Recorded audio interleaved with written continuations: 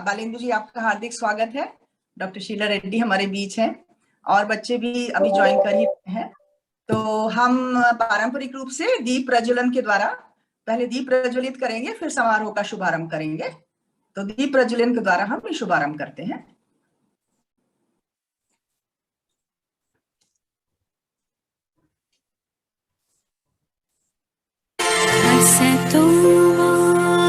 सद्गमय तमसो मा ज्योतिर्गमय मृत्योर्मामृतं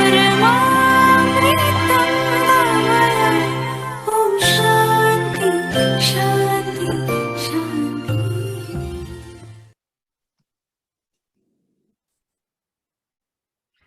पुनः आप सभी का हार्दिक स्वागत है। श्री वेंकटेश्वर कॉलेज दिल्ली विश्वविद्यालय का एक प्रख्यात कॉलेजेस में से एक है और वो अपनी 60वीं वर्षगांठ मना रहा है। इस उपलक्ष्य में हिंदी विभाग द्वारा विभिन्न महत्वपूर्ण कार्यक्रमों को हम की संकल्पना करते हैं और उसको मूर्तिमान करते हैं। आज के युग में हिंदी जो है वो एक विश्व भाषा के रूप में उभरती चली जा रही है। तो हिंदी के स्वरूप को प्रौद्योगिकी के हिसाब से और नई तकनीक और मीडिया के हिसाब से उसके अनुरूप बनाने का एक महत्वपूर्ण कार्य जो है उसका सम्यक संवहन हमारे बीच उपस्थित विशिष्ट वक्ता श्री बालेंदु शर्मा दाधीच जी वर्षों से कर रहे हैं। और हिंदी को समृद्ध बनाने के लिए जितना कार्य तकनीकी क्षेत्र में होना चाहिए उतना उसको अधिक से अधिक बढ़ावा देने के अतिरिक्त बालेंदु जी बराबर इस प्रक्रिया में लगे रहते हैं कि हिंदी से संबंधित सॉफ्टवेयर और मीडिया और संचार और तकनीक जो है वो सर्वजन को सुलभ हो सके। आम लोग ये ना समझे कि हिंदी और मीडिया एक दूसरे के पूरक नहीं है या एक दूसरे से तालमेल नहीं है उनका। खाली इंग्लिश में ही मीडिया का काम हो सकता है, हिंदी में मीडिया का काम नहीं हो सकता, या हिंदी के सॉफ्टवेयर लोकप्रिय नहीं हो सकते। तो बालेंदु जी से तो मैं बहुत पहले से परिचित हूँ और मैंने विशेष रूप से उनका वक्तव्य मॉस्को में भी सुना है। मॉस्को स्टेट यूनिवर्सिटी में उनका विशेष व्याख्यान हुआ। मुझे सौभाग्य मिला था कि मैं उनको देख सकूं और उनको सुन सकूं।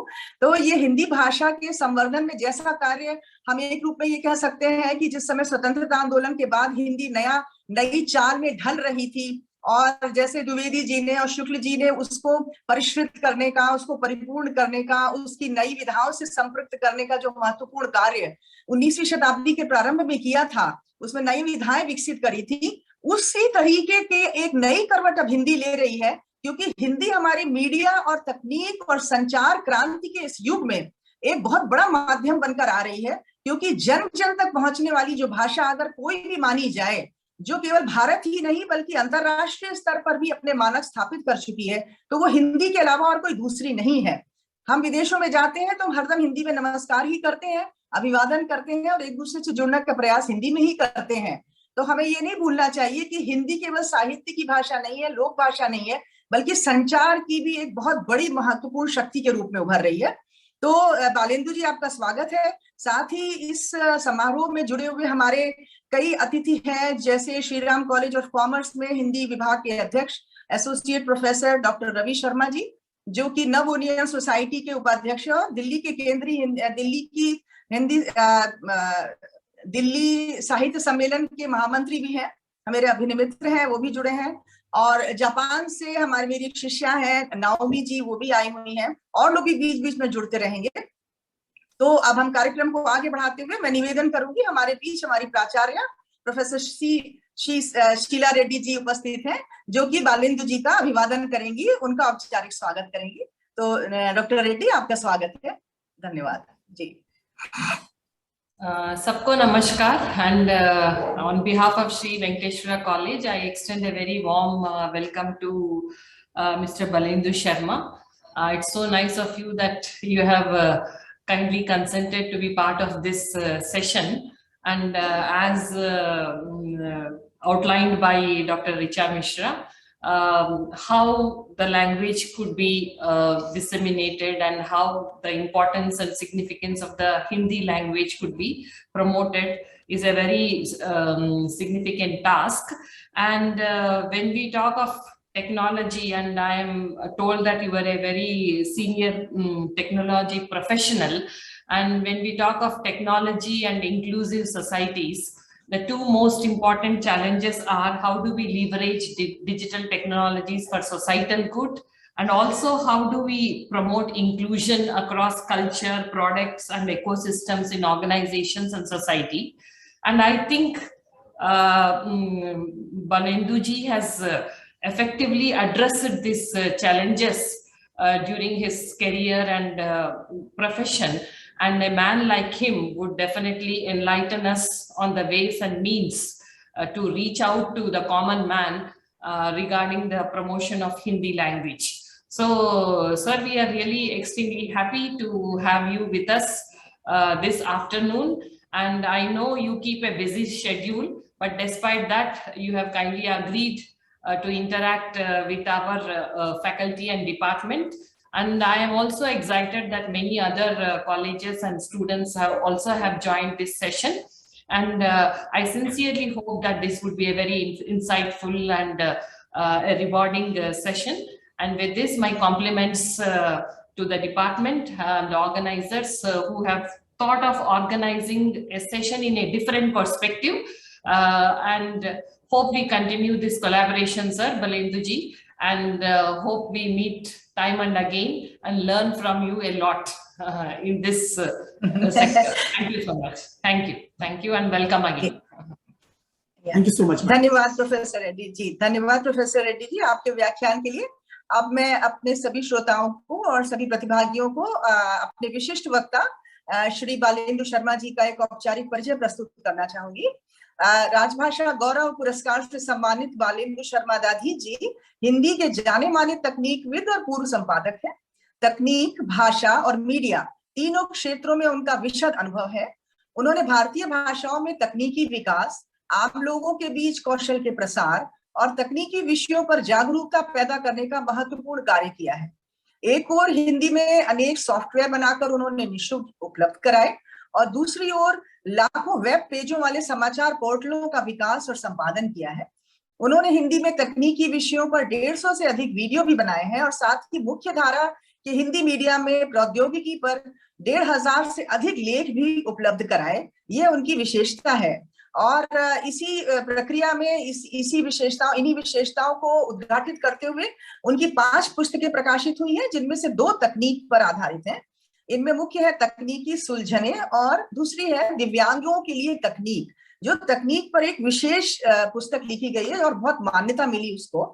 तो श्री दादी जिसके अतिरिक्त केंद्र सरकार, राज्य सरकार और विभिन्न अकादमियों और अन्य संस्थाओं के 1.5 दर्जन प्रतिष्ठित सम्मानों से सम्मानित और अलंकृत किए जा चुके हैं।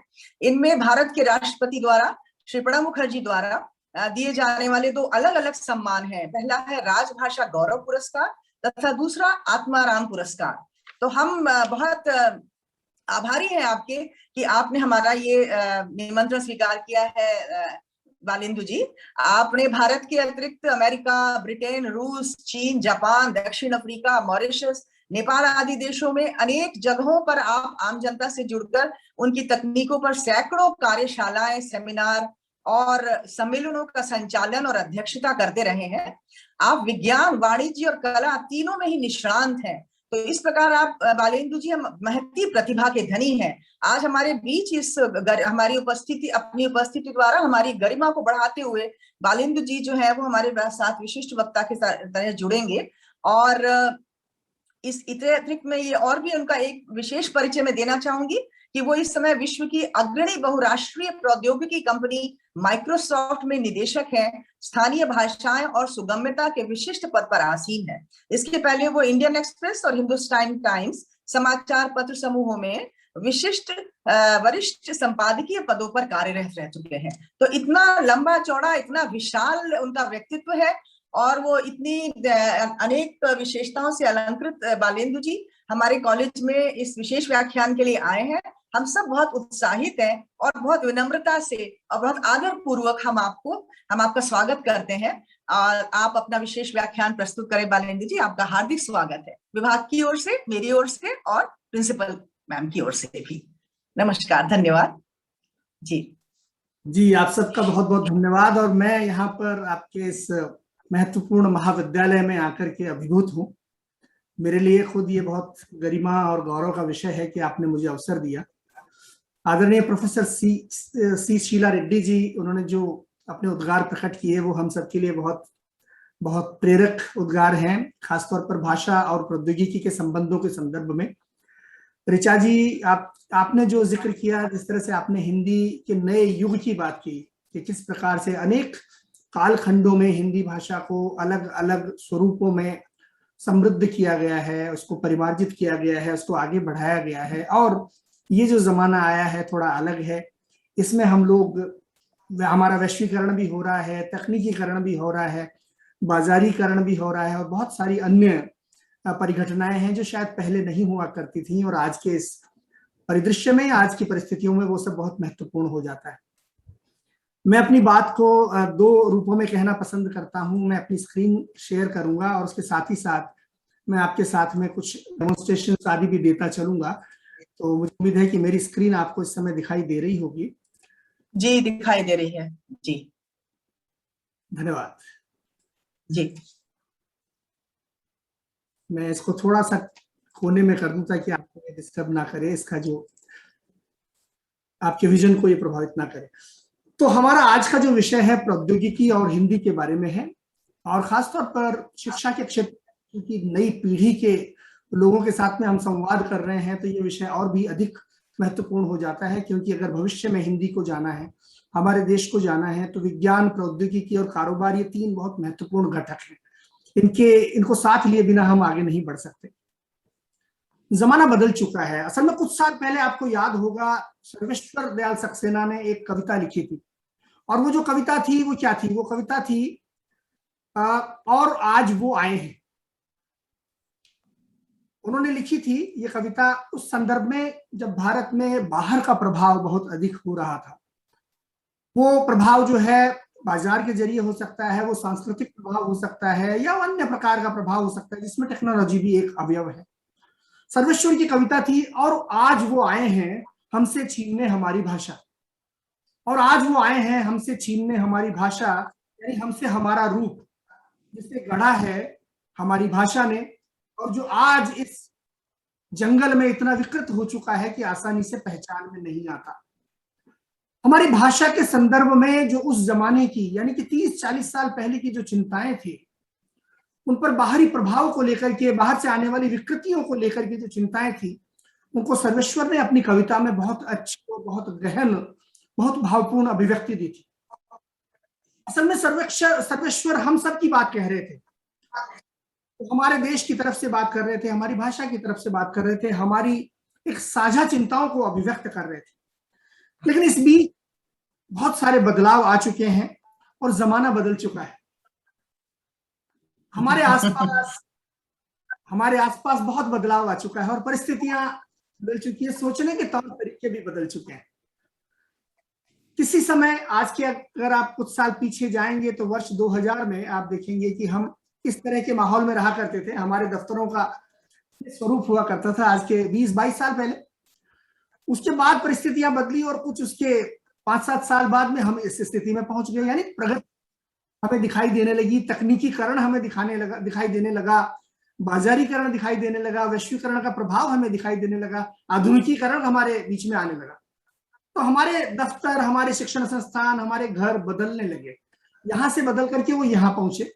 और उसके कुछ वर्षों के बाद अगर आप 5-7 साल पीछे चले जाए तो हम इस तरह की परिस्थिति में आ गए। हमारे जो दफ्तर हैं वो इस तरह के हो गए, बहुत सारे दफ्तर, खासतौर पर जो स्टार्टअप्स आ रहे हैं, जो नई खेप आ रही है कारोबार के क्षेत्र में, वो बिल्कुल अनौपचारिक कामकाज में विश्वास रखती है। देखिए आप यहाँ पर, कोई जमीन पर बैठा है, कोई सोफे पर बैठा है, कोई काउच पर बैठा है और वो बातें कर रहे हैं।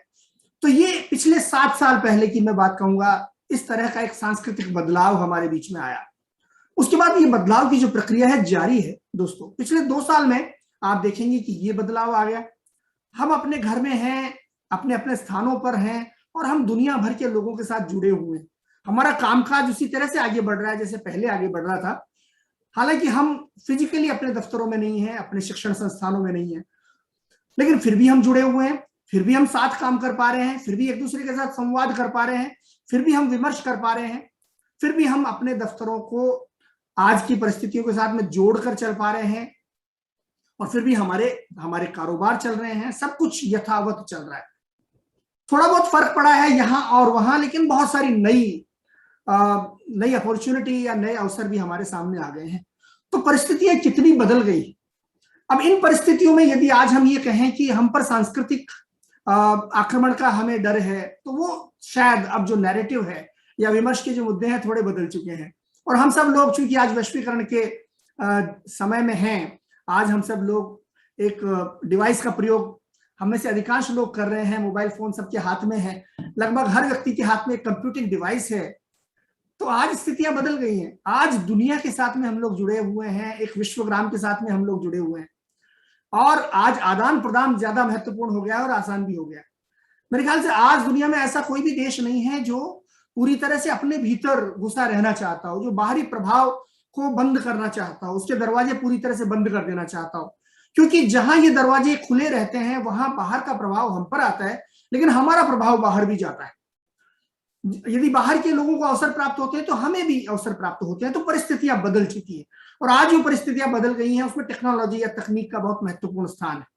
टेक्नोलॉजी भी बदल रही है, और टेक्नोलॉजी हम सबको सक्षम बना रही है, एम्पावर कर रही है। तो आज एक सवाल जो पैदा होता है कि दुनिया भर में अंग्रेजी और अन्य भाषाओं में, खासतौर पर विकसित देशों की भाषाओं में जितना काम हुआ है और जितनी बड़ी चर्चाएं वहां होने लगी है, क्या हमारी हिंदी भाषा और हमारी भारतीय भाषाएं भी उसके आसपास पहुंची हैं? क्या स्थिति है हमारी भाषाओं की?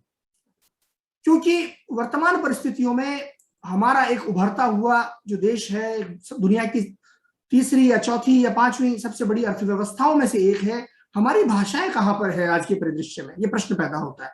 और खासतौर पर क्योंकि मैं तकनीक की पृष्ठभूमि से आता हूं, तो ये प्रश्न पैदा होता है कि टेक्नोलॉजी में हिंदी कहाँ पर है। तो मित्रों, टेक्नोलॉजी में हिंदी बहुत आगे बढ़ चुकी है, और ये जो बदलाव आए हैं इसमें आज हमारा विमर्श जिस तरह से बदला है, हमारे सोच का तरीका भी बदला है। और वो तरीका क्या है कि आज सिर्फ भावनात्मकता से हम हमारी भाषा को आगे नहीं बढ़ा सकते। आज महज चिंताएं करके हम अपनी भाषा को आगे नहीं बढ़ा सकते। हमें अपनी भाषा को आगे बढ़ाने के लिए व्यावहारिक होने की जरूरत है। हमें अपने आप को कौशल प्रदान करने की जरूरत है। हमें नए दौर के साथ जुड़कर चलने की जरूरत है, क्योंकि यदि हम ऐसा नहीं करेंगे तो शायद हम डिजिटल डायनासोर बन सकते हैं। आपको याद है कि डायनासोर अपने जमाने के साथ में तालमेल नहीं बिठा पाया, और आज डायनासोर कहीं नहीं है। तो जो पूरी दुनिया में जो डिजिटल का ये दौर है, ये टेक्नोलॉजी का जो दौर है, इलेक्ट्रॉनिक्स का जो दौर है, इसमें अगर हमारी भाषा इनके साथ में तालमेल नहीं बिठाती है तो शायद हमारी भाषा कहीं पीछे रह जाती है। ये डर पैदा होता है। तो मेरी एक छोटी सी कविता की 4 पंक्तियां हैं, वो किस प्रकार से हैं कि नहीं नारों के दम पर एक भी सीढ़ी चढ़ेगी, नतीजे हम दिखाएंगे तभी हिंदी बढ़ेगी। गलों को फाड़ कर चाहे करे हम अनगिनत दावे, बनेगी मूक की आवाज तो हिंदी बढ़ेगी। ठहर जाती हैं भाषाएं नएपन से जो डरती है, ठहर जाती हैं भाषाएं नएपन से जो डरती हैं, नवाचारों को अपनाए तभी हिंदी बढ़ेगी। यानी इनोवेशन को अगर हम अपनाएंगे, और अंत में यह है तकनीक, कारोबार और विज्ञान की दुनिया जो इनके साथ चल पाएगी तो हिंदी बढ़ेगी। तो आज के दौर में ये एक वास्तविकता है कि हमें अपने आप को अपने जमाने के साथ में जोड़कर चलना है, नए जमाने की टेक्नोलॉजी के साथ में अपने आप को जोड़कर चलना है। अब इस बारे में एक छोटा सा वीडियो आपको मैं दिखाना चाहूंगा कि क्या हमारी भाषा हमारा रास्ता रोकती है, या क्या टेक्नोलॉजी किसी भाषा को बोलने वाले व्यक्ति का रास्ता रोक सकती है? संभवतः नहीं। जरा देखिए इस वीडियो को। जो पहला शब्द कहा तुमने इस भाषा में कहा, इस भाषा में सुनी तुमने दादी माँ से कहानी, एक था राजा एक थी रानी, फिर होते चले गए तुम इस भाषा में शब्द नए नए, कुछ हवा से तेज कुछ बादलों से हल्की। इस भाषा से तुमने खेलना सीखा, शब्दों को टटोलना सीखा।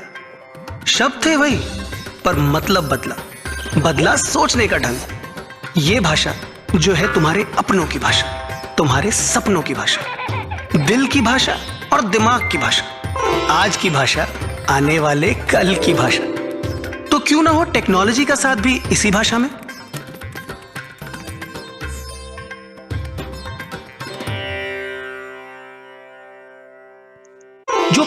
तो टेक्नोलॉजी जो है वो हमारी भाषाओं में कामकाज को कहीं भी रोकती नहीं है, कहीं भी बाधा नहीं डालती है, बल्कि हमें सक्षम बनाती है कि अपनी भाषा का प्रयोग करते हुए हम आगे बढ़ सके। तो मित्रों, समय बदल चुका है, और पिछले 2-3 साल में आपने ये अनुभव किया होगा, आपके छात्रों ने भी अनुभव किया होगा, और आपके शिक्षक गणों ने भी अनुभव किया होगा कि बहुत सी ऐसी चीजें जिनके बारे में हमने ये सोचा था कि शायद आज के 10 साल बाद ऐसा होगा, वो आज अचानक संभव हो चुका है और हमारे सामने आ चुका है।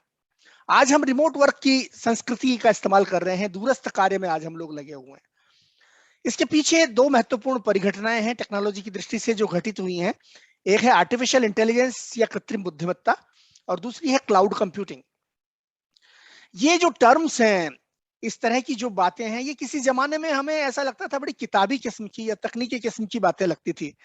अखबारों में यदा कदा हम पढ़ा करते थे कि कृत्रिम बुद्धिमत्ता भी कोई चीज होती है और क्लाउड कंप्यूटिंग भी कोई होती है जिसका बादलों से कोई संबंध नहीं है, ऐसा हमने सुना था। लेकिन आज अचानक आपने देखा होगा कि जब से कोरोना वायरस का प्रकोप हुआ और पूरी दुनिया रिमोट वर्क के दौर में चली गई, उस दौरान, इस 1.5-2 साल की अवधि के दौरान टेक्नोलॉजी की दृष्टि से अद्भुत बदलाव आए हैं हमारी दुनिया में। और ये जो कृत्रिम बुद्धिमत्ता और क्लाउड कंप्यूटिंग जैसी जो चीजें थी, आज हमारे लिए आम चीजें बन चुकी है। भले ही आपको इसका एहसास हो या ना हो, लेकिन पृष्ठभूमि में ऐसे बहुत सारी चीजें घटित हो रही हैं आपके दैनिक कामकाज के दौरान जो कृत्रिम बुद्धिमत्ता से चलती है या फिर क्लाउड कंप्यूटिंग से चलती है। उदाहरण के तौर पर ये जो आज हम इवेंट कर रहे हैं, इस वेबिनार में जो हम भाग ले रहे हैं, इसके पीछे भी दोनों चीजों की भूमिका है। मैं क्लाउड के जरिए आप तक पहुंच रहा हूं और आप क्लाउड के जरिए मुझ तक पहुंच रहे हैं, भले ही हमें इस बात का पता हो या ना हो।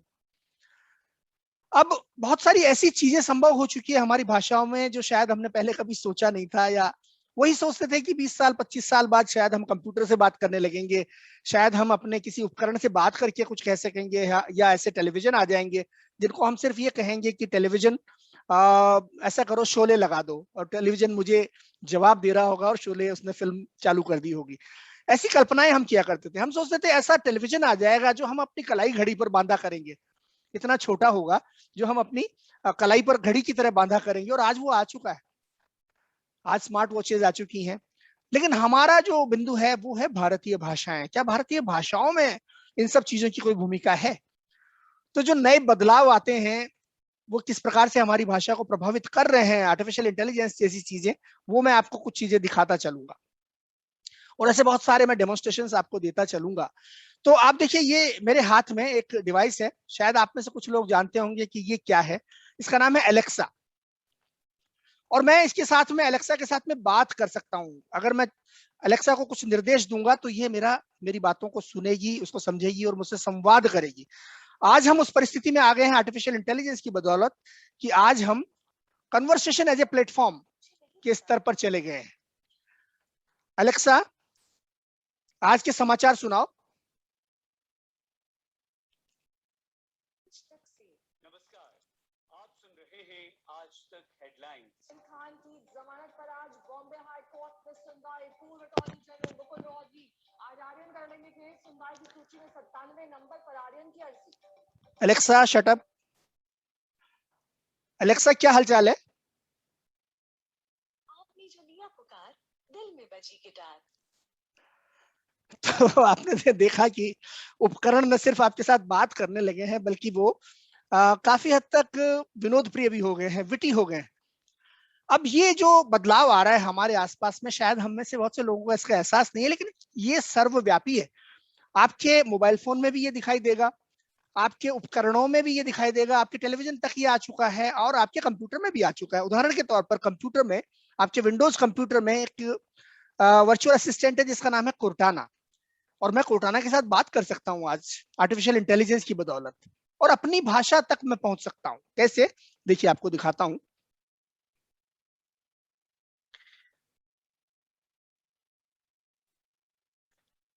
Hey Cortana, what is the time now?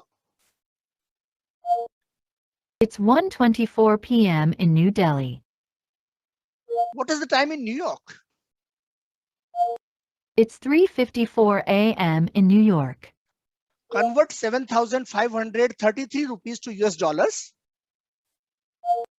7,533 Indian rupees equals 100.26 US dollars. What is the capital city of Malaysia? Kuala Lumpur, officially the Federal Territory of Kuala Lumpur and colloquially referred to as KL, is a federal territory and the capital city of Malaysia. Can you sing a song? I'm not a very good singer, but I can check your schedule if you ask me. Translate into Hindi. The weather today is very good. The weather today is very good in Hindi is आज मौसम बहुत अच्छा है. Translate into Tamil. India is a great country. India is a great country in Tamil is. India ஒரு பெரிய நாடு. तो ये एक बड़ा बदलाव है जो हमारे आसपास हमारे दैनिक जीवन में आ चुका है, ऐसी तकनीकों की बदौलत जिनके बारे में शायद हमें जानकारी थोड़ी कम है, लेकिन जिन्होंने हमारे जीवन को, हमारे कामकाज को नए सिरे से परिभाषित करना शुरू कर दिया है, प्रभावित करना शुरू कर दिया है। अब आज अगर मुझसे पूछा जाए कि आज टेक्नोलॉजी के संदर्भ में हिंदी की सबसे बड़ी चुनौती क्या है, तो मैं कहूंगा चुनौती तकनीक की दृष्टि से कोई नहीं है, कम से कम तकनीकी विश्व की ओर से कोई बड़ी चुनौती शेष नहीं है। अगर कोई चुनौती शेष है तो वो हमारी तरफ से है, यानी यूजर्स की तरफ से है, हम प्रयोक्ताओं की तरफ से है, और वो क्या है, जागरूकता का अभाव। हम में से बहुत सारे लोग आज भी ऐसे हैं जिन्हें इस बात का पता नहीं है कि हिंदी में क्या कुछ किया जा सकता है, बल्कि उनमें से बहुत सारे लोगों को कई बुनियादी चीजों का भी पता नहीं है कि आज हिंदी में ये सब संभव हो गया है। देखिए, प्रायः हम हिंदी के मंचों पर जाते हैं और वहां पर खासतौर पर यदि टेक्नोलॉजी की चर्चा होनी है तो वो चर्चा किन मुद्दों पर होती है, आपने ध्यान दिया होगा। हिंदी में तकनीकी चर्चा अक्सर फॉन्ट के बारे में होती है, कीबोर्ड के बारे में होती है, या थोड़ा बहुत कामकाज हम अपने दफ्तर का कैसे करें उस पर होती है। अधिक से अधिक इंटरनेट से जुड़ी हुई कुछ बातों पर चर्चा कर ली जाती है, या फिर अनुवाद की चर्चा कर ली जाती है। लेकिन आप जरा ये सोचिए कि यदि आप अंग्रेजी के किसी मंच पर जाएंगे जहां पर टेक्नोलॉजी की चर्चा हो रही होगी, तो क्या वहां पर फॉन्ट और कीबोर्ड और इस तरह की चर्चाएं हो रही होंगी? बिल्कुल नहीं। वहां पर यदि चर्चाएं हो रही होंगी तो डेटा एनालिटिक्स की हो रही होगी, आर्टिफिशियल इंटेलिजेंस के विभिन्न पहलुओं पर चर्चा हो रही होगी, वहां पर क्लाउड कंप्यूटिंग की चर्चा हो रही होगी, वहां पर ब्लॉकचेन की चर्चा हो रही होगी, वहां पर साइबर फोरेंसिक्स की चर्चा हो रही होगी, इस तरह की चर्चा हो रही होगी। तो कितना बड़ा डिस्कनेक्ट है दोनों के बीच में। हिंदी में तकनीकी विमर्श आखिरकार क्यों फॉन्ट और कीबोर्ड तक सीमित रह जाता है, हमें इस पर सोचने की जरूरत है। और सबसे बड़े जो कारण इस संदर्भ में सामने आता है वो ये कि जागरूकता का अभाव। हमारे लोगों के बीच में अभी भी जागरूकता का अभाव है, बुनियादी चीजों पर भी। और हमारे छात्रों में वो नहीं होना चाहिए, क्योंकि हमारे जो छात्र छात्राएं हैं उन्हें तो आगे जाकर के इस देश को संभालना है, उन्हें तकनीक के साथ जुड़ना होगा और उसके बारे में पूरी तरह से जागरूक होना होगा, स्किल्ड भी होना होगा। तो ये एक बड़ी समस्या है, जागरूकता का अभाव।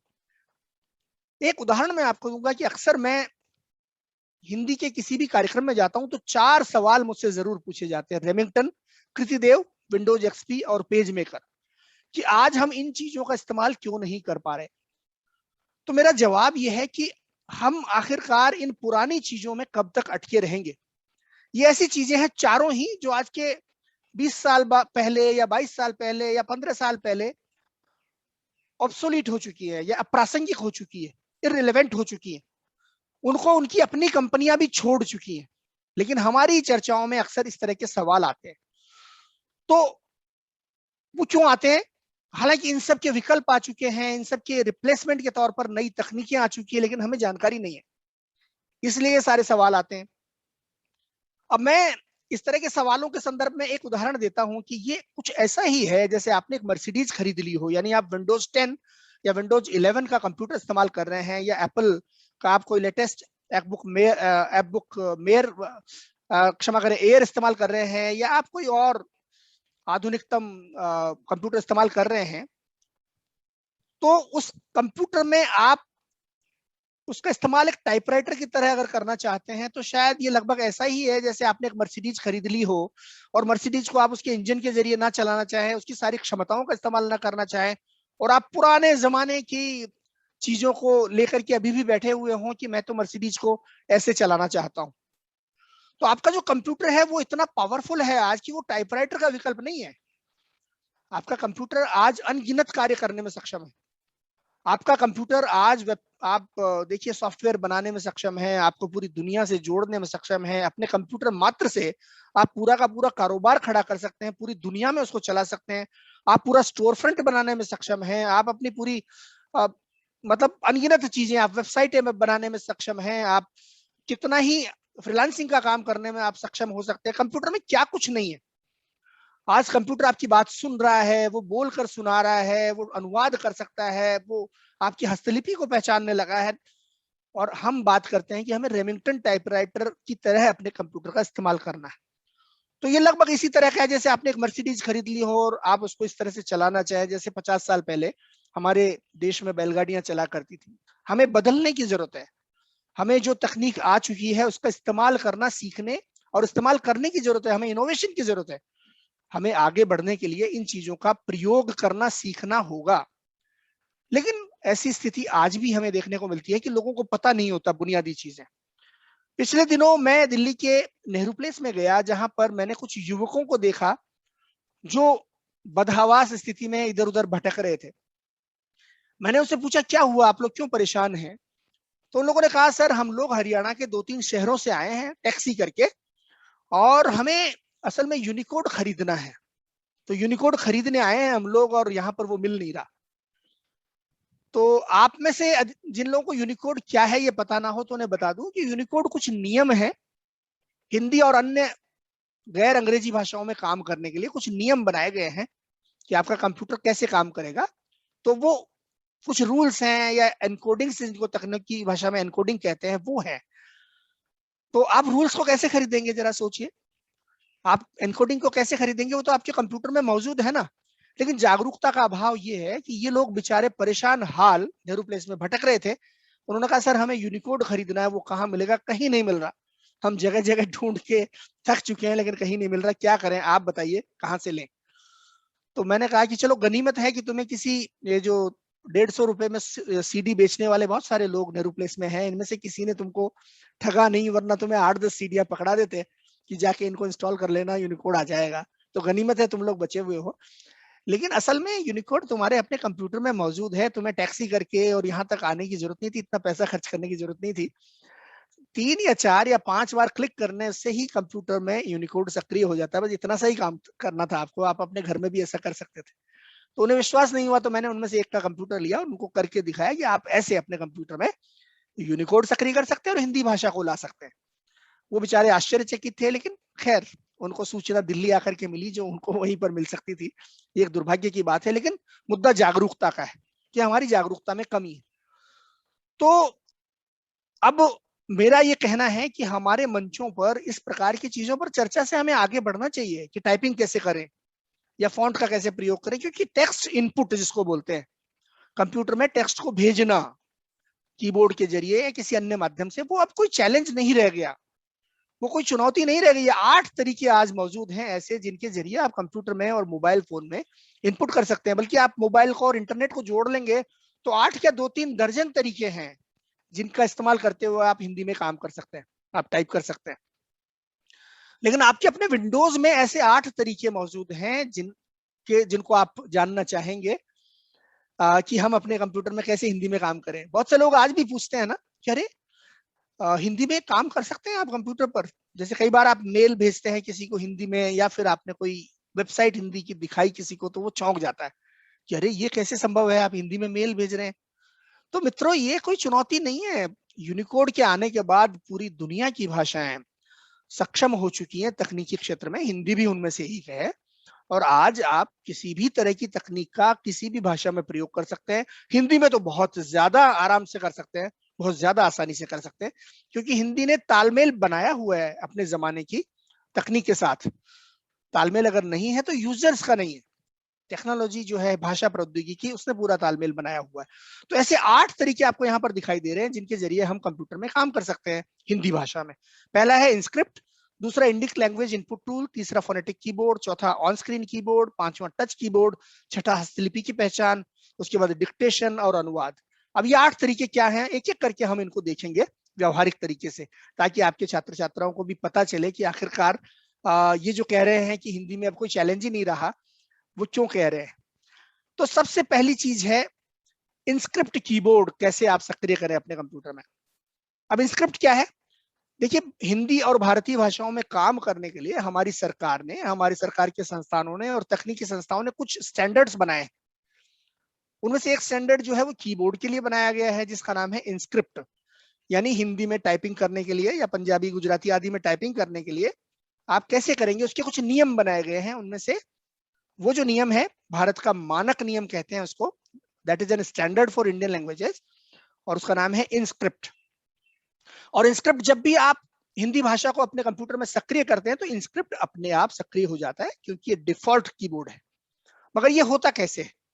तो आप इसके लिए क्या करेंगे, आप सबसे पहले कंट्रोल पैनल में जाएंगे। पहले इसको कंट्रोल पैनल कहते थे, अब इसको सेटिंग्स कहते हैं विंडोज में। तो आप क्या करेंगे, यहाँ पर अपनी टास्क बार में लिखिए लैंग्वेज, अंग्रेजी में ही लिख दीजिए लैंग्वेज। और जैसे ही आप लिखना शुरू करते हैं, यहाँ पर लैंग्वेज सेटिंग्स लिखा हुआ आता है, आप इस पर क्लिक कीजिए। अब हमने क्लिक किया और यहाँ पर देखिए ये पेज खुलता है और इस पेज में लिखा है ऐड ए लैंग्वेज। अब आप में से आपको आश्चर्य होगा कि आपके कंप्यूटर में दुनिया की किसी भी भाषा में काम करना संभव है, आपके अपने कंप्यूटर में, जिसका आप रोज इस्तेमाल करते हो। शायद आपने कभी एक्सप्लोर नहीं किया हो, लेकिन बहुत आसान है दुनिया की किसी भी भाषा में काम करना, किसी भी भाषा को जोड़ना। कैसे? मैं यहाँ पर क्लिक करता हूँ, मान लीजिए, तो देखिए भाषाओं की सूची आ गई। यहाँ पर तमाम दुनिया भर की भाषाएं यहाँ पर आ रही हैं।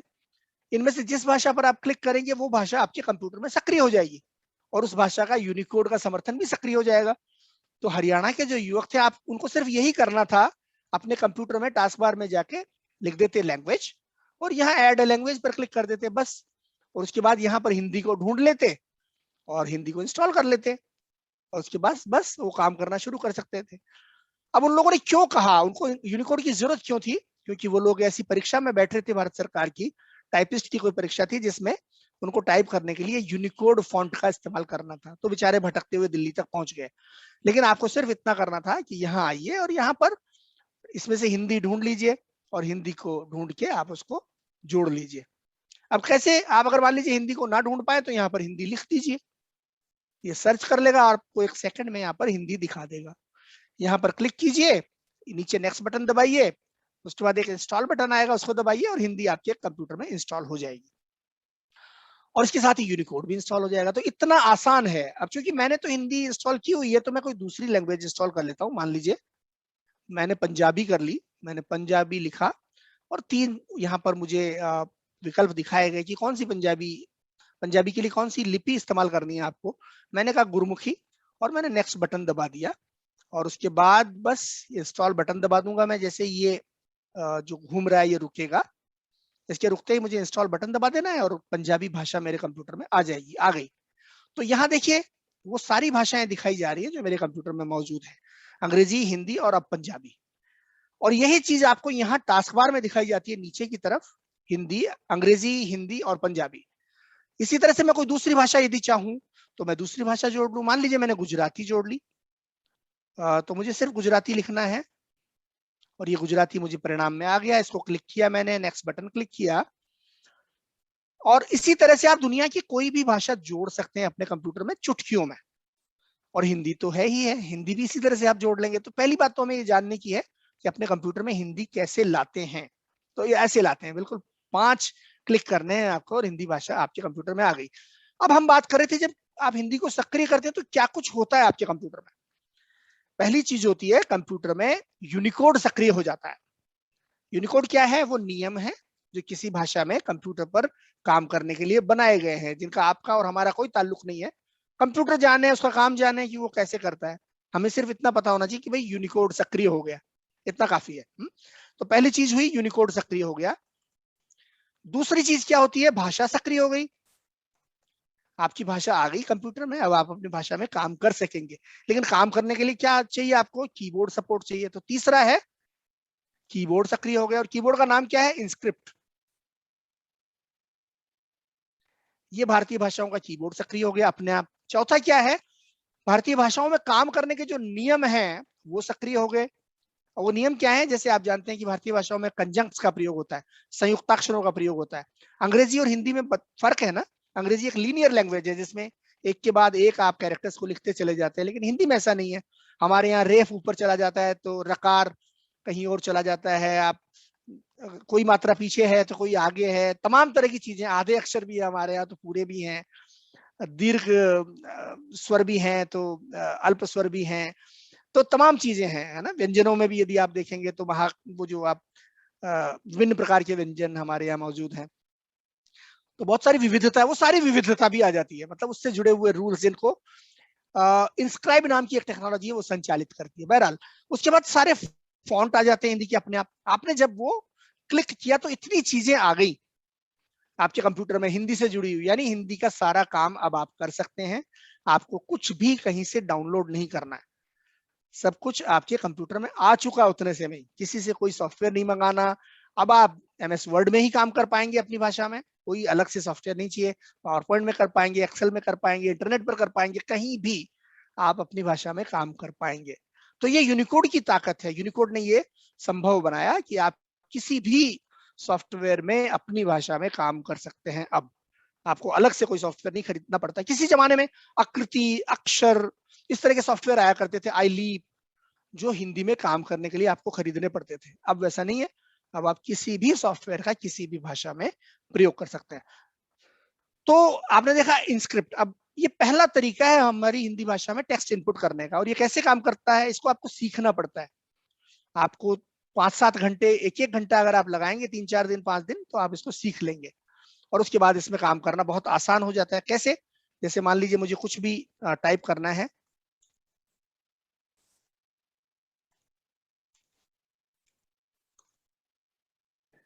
बहुत आसान, बहुत तेज, बहुत शुद्धता से आप टाइप कर सकते हैं इनस्क्रिप्ट का प्रयोग करते हुए।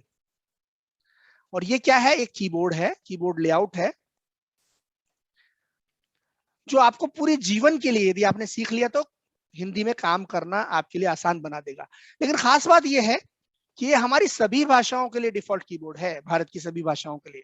तो अगर आपने हिंदी में काम करना सीख लिया तो आपको आश्चर्य होगा कि आप पंजाबी में भी काम करना सीख गए, भले ही आपको पंजाबी ना आती हो। जैसे देखिए, मुझे कुछ भी लिखना है, मान लीजिए मुझे अपना नाम ही लिखना है या वेंकटेश्वर कॉलेज ही लिखना है। अब मैं पंजाबी में लिख रहा हूं,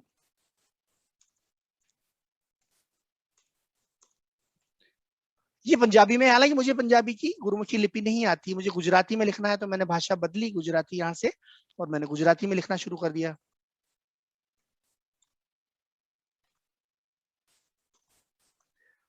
तो मैंने नहीं सीखा, लेकिन मैंने इंस्क्रिप्ट सीखा और उसने मुझे ये शक्ति दी कि मैं सभी भारतीय भाषाओं में काम कर सकता हूं। तो ये तकनीक की हम सबको साथ लाने वाली शक्ति भी है। कैसे टेक्नोलॉजी हमको एक मंच पर लाती है, एक जगह पर लाती है, उसका ये उदाहरण है।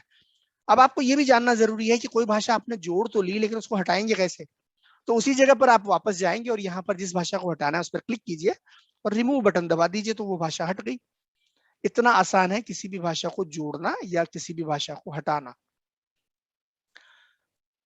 तो ये मैं आपको बताना चाहता था, पहला तरीका हमारी भाषाओं में काम करने का। अब दूसरा तरीका क्या है? आप में से कुछ लोग हो सकता है कि टाइपिंग ना सीख पाए हिंदी में, तो एक आसान तरीका है जिसको बोलते हैं ILIT, Indic language input tool. एक टूल आता है जो इंटरनेट पर जाकर के आप डाउनलोड कर सकते हैं। माइक्रोसॉफ्ट की एक वेबसाइट है जिसका नाम है भाषा इंडिया। देखिए मैं यहाँ पर आपको दिखा देता हूँ, भाषाindia.com। इस पर आप जाएं और इसका जो डाउनलोड पेज है उस पर जाएं और वहां जाने के बाद आप ILIT, Microsoft Indic language input tool को डाउनलोड कर लीजिए। यहाँ पे हिंदी के सामने जो लिखा है, और ये जब इंस्टॉल होगा तो आपको हिंदी में काम करने का दूसरा तरीका सक्रिय हो जाएगा आपके कंप्यूटर में। और ये कैसे काम करता है? आपको सिर्फ अंग्रेजी में कुछ भी लिखना है और वो अपने आप में, मतलब रोमन या लैटिन कैरेक्टर्स में आपको लिखना है और वो बदल जाता है आपकी देवनागरी लिपि में। तो कैसे काम करता है मैं दिखा देता हूँ। हो सकता है आप में से बहुत सारे लोग जानते भी हों इसके बारे में, लेकिन फिर भी जो लोग नहीं जानते उनकी जानकारी के लिए मैं दिखा देता हूँ। तो जब आप इसको इंस्टॉल करेंगे तो ये भी यहाँ पर आपको टास्क बार में दिखाई देगा। देखिए यहाँ पर आ रहा है Microsoft Indic language input tool, इसको क्लिक कीजिए और अब आप अंग्रेजी में लिखना शुरू कर दीजिए। जैसे मैंने लिखा, श्री लिखा और स्पेस दबाया तो ये श्री में बदल गया, अंग्रेजी का श्री हिंदी में बदल गया। मैंने वेंकटेश्वर लिखा तो ये वेंकटेश्वरा देखिए हो गया। इसको आप मात्रा को हटा दीजिए। महाविद्यालय लिखना है, अंग्रेजी में लिखिए, स्पेस दबाइए, महाविद्यालय, और आगे जो भी आपको लिखना है। तो अंग्रेजी में टाइप करके भी आप हिंदी में काम कर सकते हैं। ये दूसरा तरीका हुआ, इसको बोलते हैं ILIT, Indic language input tool. कैसे इसको आप प्राप्त करेंगे? आपको जाना होगा इंटरनेट पर और भाषाindia.com पर जाना होगा। दो तरीके। अब मैं आपको तीसरा तरीका दिखाता हूं। तीसरा तरीका क्या है? On screen keyboard. उसका नाम है ऑन स्क्रीन कीबोर्ड। और आपके कंप्यूटर में एक ऐसा कीबोर्ड आता है जो सॉफ्टवेयर है, ऑन स्क्रीन कीबोर्ड। बहुत सारे लोग इसके बारे में नहीं जानते। कैसे आप सक्रिय करेंगे इसको? आप यहाँ पर पहले अपनी भाषा, पहले यहाँ पर आइए, वही टास्क बार में आ जाइए आप, और यहाँ पर लिख दीजिए ऑन स्क्रीन। जैसे ही आप लिखना शुरू करते हैं वो कंप्यूटर भांप लेता है और आपको यहाँ पर ऑन स्क्रीन कीबोर्ड दिखाता है। इस पर क्लिक कीजिए और ये इस तरह का एक कीबोर्ड आ गया जो असल में एक सॉफ्टवेयर है। और आप इस पर, आपको जहां भी टाइप करना है वहां क्लिक कीजिए, पीछे वर्ड में या इंटरनेट पर या जहां भी, और इसमें आप टाइप करते चले जाइए। इनमें आप माउस के जरिए भी आप टाइप कर सकते हैं। जैसे मान लीजिए मैंने लिखा, श्री लिखा मैंने, मान लीजिए, या आपने शिफ्ट दबाया SHRTE, तो बिल्कुल वैसे ही माउस के जरिए आप टाइप कर पा रहे हैं। ये तीसरा तरीका है। अब ये हिंदी में कैसे काम करेगा? आप जाके यहाँ पर टास्क बार में जहां अंग्रेजी लिखा है वहां पर हिंदी चुन लीजिए, तो ये हिंदी का कीबोर्ड बन जाएगा। ऐसे देखिए, जैसे ही मैंने चुना ये हिंदी का कीबोर्ड बन गया। मैंने यहाँ पर वही, मुझे जो भी टाइप करना है वह लिखा, एक ही मात्रा लगाई, एक ही मात्रा, मैंने उसके बाद शिफ्ट दबाया, श पे हलंत लगा दिया, और उसके बाद व और रे लिख दिया। मैं माउस से टाइप कर रहा हूँ यहाँ फिर से। तो ये वो तीसरा तरीका हिंदी में काम करने का। जो लोग हिंदी में टाइपिंग नहीं सीख सकते, जो अंग्रेजी के जरिए भी टाइप नहीं कर सकते, कम से कम माउस से कर लेंगे क्या? यदि माउस से भी कर लेंगे तो ये तीसरा तरीका वो इस्तेमाल कर सकते हैं। अब मैं चलता हूं, आपको ले चलता हूं चौथे तरीके की ओर।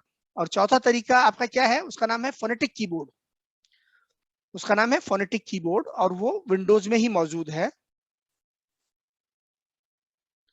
Phonetic keyboard. और वो कैसे आता है? फिर से आपको सेटिंग्स में जाना होगा, यहाँ पे लिख दीजिए लैंग्वेज और आप यहाँ पर आ जाएंगे सेटिंग्स में। और जो आपने हिंदी भाषा जोड़ी थी वहां पर ऑप्शंस दिए हुए हैं, आप उस पर क्लिक करें ऑप्शंस पर, तो ये पेज खुलेगा, ये विंडो खुलेगा। इसमें देखिए दो तरह के कीबोर्ड मैंने एक्टिव किए हुए हैं। एक तो हुआ इंस्क्रिप्ट जिसको सीखना पड़ता है, और दूसरा मैंने एक्टिव किया है फोनेटिक। अब ये फोनेटिक कैसे आया? इसके लिए आपको ऐड ए कीबोर्ड पर क्लिक करना होता है। पहले आपने ऐड ए लैंग्वेज पर क्लिक किया था। दूसरे चरण में अपनी पसंद का कीबोर्ड या टाइपिंग करने का तरीका सक्रिय करने के लिए आप यहाँ पर क्लिक करेंगे ऐड ए कीबोर्ड पर। और यहाँ पर बहुत सारे तरीके दिए हैं, इसमें से एक है हिंदी फोनेटिक। आप इस पर क्लिक करेंगे, वो चंद सेकंड लगाएगा और अपनी जरूरी फाइलें सक्रिय कर देगा, और उसके बाद यहाँ पर लिखा हुआ आने लगेगा हिंदी फोनेटिक। और ये यहाँ पर भी दिखाई देगा आपको टास्क बार में हिंदी फोनेटिक। क्योंकि आप जितनी भाषाएं, जितनी कीबोर्ड जोड़ते हैं, सब आपकी टास्क बार में जहां समय दिखाया जाता है उसके पड़ोस में एक बटन आ जाता है, नया बटन, उसमें ये सब जितनी भाषाएं हैं वो दिखाई देती हैं। उस भाषा में काम करने के लिए आपको पहले वहां क्लिक करना पड़ता है और उसके बाद यहाँ पर आप टाइप करना शुरू कर सकते हैं। तो मैंने फोनेटिक कीबोर्ड पर क्लिक कर दिया और अब मैं इसका इस्तेमाल करूंगा। तो ये भी रोमन के माध्यम से या लैटिन कैरेक्टर्स के माध्यम से काम करता है। जैसे मान लीजिए मुझे श्री लिखना है, मैंने श्री लिख दिया और स्पेस दबाया, श्री टाइप हो गया। SHREE लिखा तो भी हो गया, SRI लिखा तो भी हो गया। यानी श्री को लिखने के अंग्रेजी के बहुत सारे तरीके हो सकते हैं, लेकिन आप उनका इस्तेमाल करते हुए हिंदी में आराम से देवनागरी में टाइप कर सकते हैं। मैंने वेंकटेश्वर लिखा, वेंकटेश्वर टाइप हो गया। ये फोनेटिक कीबोर्ड है जो थोड़ा बेहतर है। आप कहेंगे कि ILIT भी तो आपने दिखाया था, वो भी तो अंग्रेजी से कर रहा था, लेकिन एक बड़ा बदलाव ये है कि एक तो ये थोड़ा बेहतर है, इसमें ज्यादा आधुनिक तकनीक का प्रयोग हुआ है। दूसरा एक बड़ा बदलाव ये है कि ये पुराने ऑपरेटिंग सिस्टमों पर नहीं चलता, ये विंडोज 10 पर चलेगा या उससे बेहतर यानी विंडोज 11 पर चलेगा फोनेटिक कीबोर्ड। जबकि ILIT पुराने सॉफ्टवेयरों पर भी, पुराने ऑपरेटिंग सिस्टमों पर भी चलेगा। यानी आपके पास अगर विंडोज 7 है, विंडोज विस्टा है या फिर 8 आदि है, तो उन पर भी वो ILIT उस पर भी काम करता है। बहरहाल हमने कितने तरीके देख लिए? 4 तरीके हम देख चुके हैं। पहला था इंस्क्रिप्ट, दूसरा तरीका था ILIT, तीसरा मैंने आपको ऑन स्क्रीन कीबोर्ड दिखाया हिंदी में काम करने का तरीका, और चौथा आपने देखा फोनेटिक कीबोर्ड। 4 तरीके हो गए। अब आप में से अधिकांश लोग ये मानने लगे होंगे कि हाँ, अब हिंदी में काम करने के लिए मुझे हिंदी में टाइपिंग आना जरूरी नहीं है, अंग्रेजी में भी आती है अगर मुझे टाइपिंग, तो भी मैं हिंदी में काम कर सकती हूँ या कर सकता हूँ। यानी आसान हो गया ना, वो चुनौती दूर होती जा रही है। अब 5वीं चीज मैं आपको दिखाता हूँ। 5वां एक टूल है जिसका नाम है ऑन स्क्रीन कीबोर्ड। क्षमा करें, इसको टच कीबोर्ड बोलना ज्यादा बेहतर होगा। ये कैसे आएगा? आपकी टास्क बार में यहाँ पर एक बटन है टच कीबोर्ड का, इसको जब आप क्लिक करेंगे तो ऐसा एक बड़ा सा कीबोर्ड आएगा जो टच स्क्रीन के लिए बनाया गया है। लेकिन इसका इस्तेमाल जरूरी है कि टच स्क्रीन वाले कंप्यूटरों पर ही हो, आप सामान्य कंप्यूटरों पर भी इसका इस्तेमाल कर पाएंगे। और अब इसका इस्तेमाल करते हुए आप अंग्रेजी में या हिंदी में आप अपनी उंगली से भी टाइप कर सकते हैं। जैसे मान लीजिए मैंने लिखा श्री लिखना था तो मैं अपनी उंगली से टाइप कर रहा हूं, या मैं माउस से कर लूं, मैं माउस का भी प्रयोग कर सकता हूं। ये 5वां तरीका है।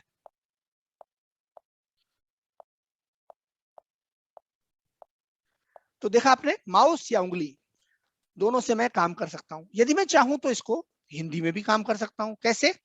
आप इसको लाएं और यहाँ पर जहां अंग्रेजी लिखा है यहाँ क्लिक कीजिए तो यहाँ हिंदी भी दिखाई जा रही है। जो भाषाएं आपने सक्रिय की हुई हैं वो यहाँ पर दिखाई देंगी। तो मैंने हिंदी ट्रेडिशनल पर क्लिक किया और ये हिंदी का कीबोर्ड बन गया। अब मैं इस पर हिंदी में टाइप कर सकता हूँ माउस से या उंगली से, जो भी मैं चाहूँ। और मैं चाहूँ यदि मान लीजिए इंस्क्रिप्ट मुझे सीखना है तो इसका प्रिंट आउट ले सकता हूँ स्क्रीनशॉट लेकर के, और उसके आधार पर मैं टाइपिंग सीख सकता हूँ। क्योंकि ये जो कीबोर्ड दिखाया जा रहा है टच कीबोर्ड, ये असल में इंस्क्रिप्ट का ही सॉफ्टवेयर स्वरूप है। तो अब इसका इस्तेमाल किया मैंने, और मान लीजिए मुझे मेरा ही नाम लिखना है तो मैंने ब लिखा, आ की मात्रा पर क्लिक किया, ल पर क्लिक किया, ए की मात्रा, न, हलंत, द, और फिर ऊ की मात्रा, तो ये मेरा नाम हो गया। तो मुझे माउस से टाइप करने में कोई दिक्कत नहीं, बल्कि आप देखेंगे कि इसमें कुछ सुझाव भी दिए जा रहे हैं, आप उनको भी इस्तेमाल कर सकते हैं। इसने अपने आप ही कहा कि शर्मा, तो मैंने क्लिक कर दिया तो ये टाइप हो गया। ये हुआ 5वां तरीका हिंदी में काम करने का। ठीक है, तो कितना आसान होता चला जा रहा है ना। कितने विकल्प आपके अपने इस सामान्य से समझे जाने वाले कंप्यूटर में मौजूद हैं हिंदी भाषा में काम करने के लिए या उससे जुड़ने के लिए। लेकिन अब मैं छठे पे आता हूँ। हो सकता है आप में से बहुत सारे लोग ऐसे हों कि नहीं भाई, आप तो नहीं कहेंगे, आप तो यहाँ पर जितने विद्यार्थी हैं सब नई पीढ़ी के हैं, और आपके लिए तो टेक्नोलॉजी चुटकियों का काम है उसको इस्तेमाल करना, क्योंकि आप लोग डिजिटल नेटिव्स कहलाते हैं, जिन्होंने उस दौर में जन्म लिया है जब टेक्नोलॉजी पहले ही बहुत ज्यादा प्रचलित हो चुकी थी, डिजिटल तकनीकें पहले ही हमारे जीवन में आ चुकी थी। तो आप में से अधिकांश लोगों ने बचपन से ही थोड़ा बहुत तकनीक का इस्तेमाल शुरू कर दिया होगा। इसलिए technology, the use of technology is not a challenge for you because you are called as digital natives. आप डिजिटल नेटिव कहलाते हैं, मिलेनियल्स जिनको बोलते हैं। तो आपके लिए तो दिक्कत नहीं है, लेकिन हो सकता है कुछ लोगों को या ये लगे कि नहीं हम सीख नहीं सकते, या फिर हम अंग्रेजी से भी नहीं कर पाएंगे, बल्कि हम तो अन्य माउस से भी नहीं कर सकते, आदि आदि। तो वो हो सकता है कुछ लोग ये कहें कि भाई हम तो पेन वाले लोग हैं, फाइलों वाले लोग हैं, फाइलों पे काम कर सकते हैं, अपने पेन से काम करना हमें पसंद है। तो ऐसी स्थिति में आप क्या करेंगे? तो हमारा जवाब होगा कि चलो पेन से ही काम कर लो, कंप्यूटर पर पेन से काम कर लो। तो आपको आश्चर्य होगा कि पेन से कैसे काम कर ले। तो ये मेरे हाथ में स्टाइलस है, जो किसी भी टच स्क्रीन वाले कंप्यूटर के साथ या लैपटॉप के साथ आता है, या आप मार्केट से ले सकते हैं। इस पर आप चाहें तो पेन से भी काम कर सकते हैं। इस स्टाइलस के जरिए आप अपने कंप्यूटर पर काम कर सकते हैं। कैसे? देखिए यहाँ पर आपको एक हैंडराइटिंग पैनल दिखाई दे रहा है, इस पर मैं अपने पेन से कुछ लिखूंगा और देखिए आगे क्या होता है।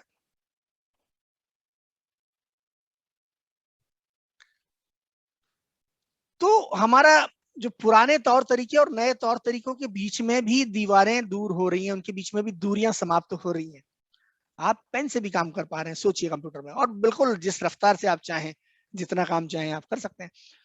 तो ये कौन सा तरीका हुआ? मेरे ख्याल से छठा तरीका ही हो गया हिंदी में काम करने का। इतने सारे तरीके आ गए हैं, अब हमारे पास कहाँ विकल्प बच जाता है ये बात करने के लिए या ये कहने के लिए कि नहीं मैं हिंदी में काम नहीं कर सकता या नहीं कर सकती। लेकिन फिर भी मान लीजिए कोई कहे कि नहीं मैं तो हिंदी में लिखना भी नहीं जानता, तब क्या करें? तो फिर उनसे सवाल है कि आप बोलना जानते हैं हिंदी में? तो कहेंगे हाँ बोलना तो मैं जानता हूँ। तो आप ऐसा करिए कि आप वर्ड में जाइए, यहाँ पर डिक्टेट बटन है, इसको क्लिक कीजिए, and now you can start speaking and Microsoft Word will be transcribing whatever you speak.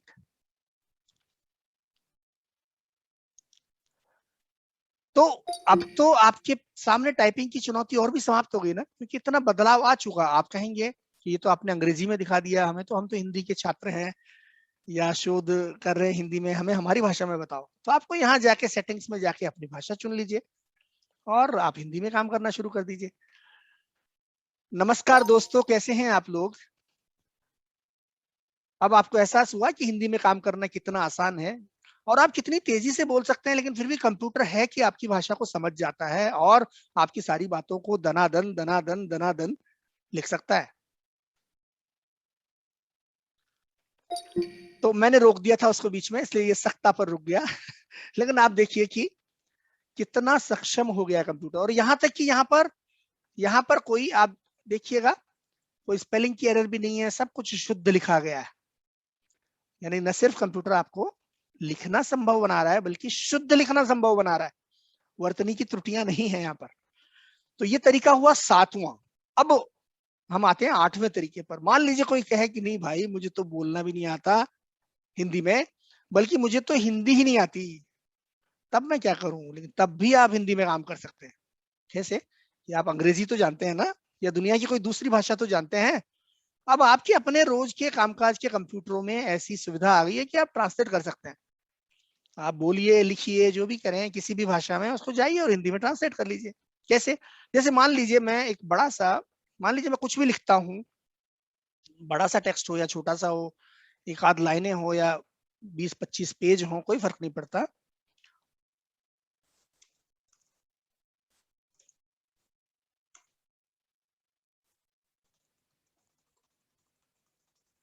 मान लीजिए मैंने ये लिखा, और ये लिखने के बाद मैं माइक्रोसॉफ्ट वर्ड में या पावर पॉइंट में, कहीं भी जो भी सॉफ्टवेयर में इस्तेमाल करता हूँ, वहां रिव्यू में जाता हूँ, रिव्यू टैब में, और यहाँ ट्रांसलेट नाम का बटन है, इस पर क्लिक करूंगा और मैंने कहा ट्रांसलेट दिस डॉक्यूमेंट। अब कंप्यूटर को मुझे बताना होगा कि कौन सी भाषा में चाहता हूं मैं। तो ये अंग्रेजी में मैंने लिखा है, मेरा जो डॉक्यूमेंट है वो अंग्रेजी में है, इसको आप हिंदी में बदल दो। तो आप दोनों भाषाएं चुन लीजिए और बस उसके बाद आपको कुछ नहीं करना। ये हिंदी भाषा यहाँ पर आ गई, ट्रांसलेट बटन दबा दीजिए। देखिए मैं आज खुश हूँ, बहुत खुश हूँ, क्योंकि मैं कुछ नया सीख रहा हूँ। तो इतना आसान है, ये 8वां तरीका हो गया। तो अब आप बताइए, कोई चुनौती है क्या भारतीय भाषाओं में काम करने के लिए? कोई चुनौती शेष नहीं है, कम से कम तकनीक की तरफ से कोई चुनौती नहीं है। आप बोलते हैं, कंप्यूटर उसको समझ रहा है। आप लिख रहे हैं और कंप्यूटर उसको बोल के सुना देगा। कैसे? आप जाइए व्यू पर, यहाँ पर जाके आपने यहाँ पर देखिए एक बटन है इमर्सिव रीडर, क्लिक कीजिए और इस पर क्लिक करने के बाद यहाँ रीड अलाउड नाम का बटन है, और देखिए क्या होता है। मैं आज बहुत खुश हूं क्योंकि मैं कुछ नया सीख रहा हूं।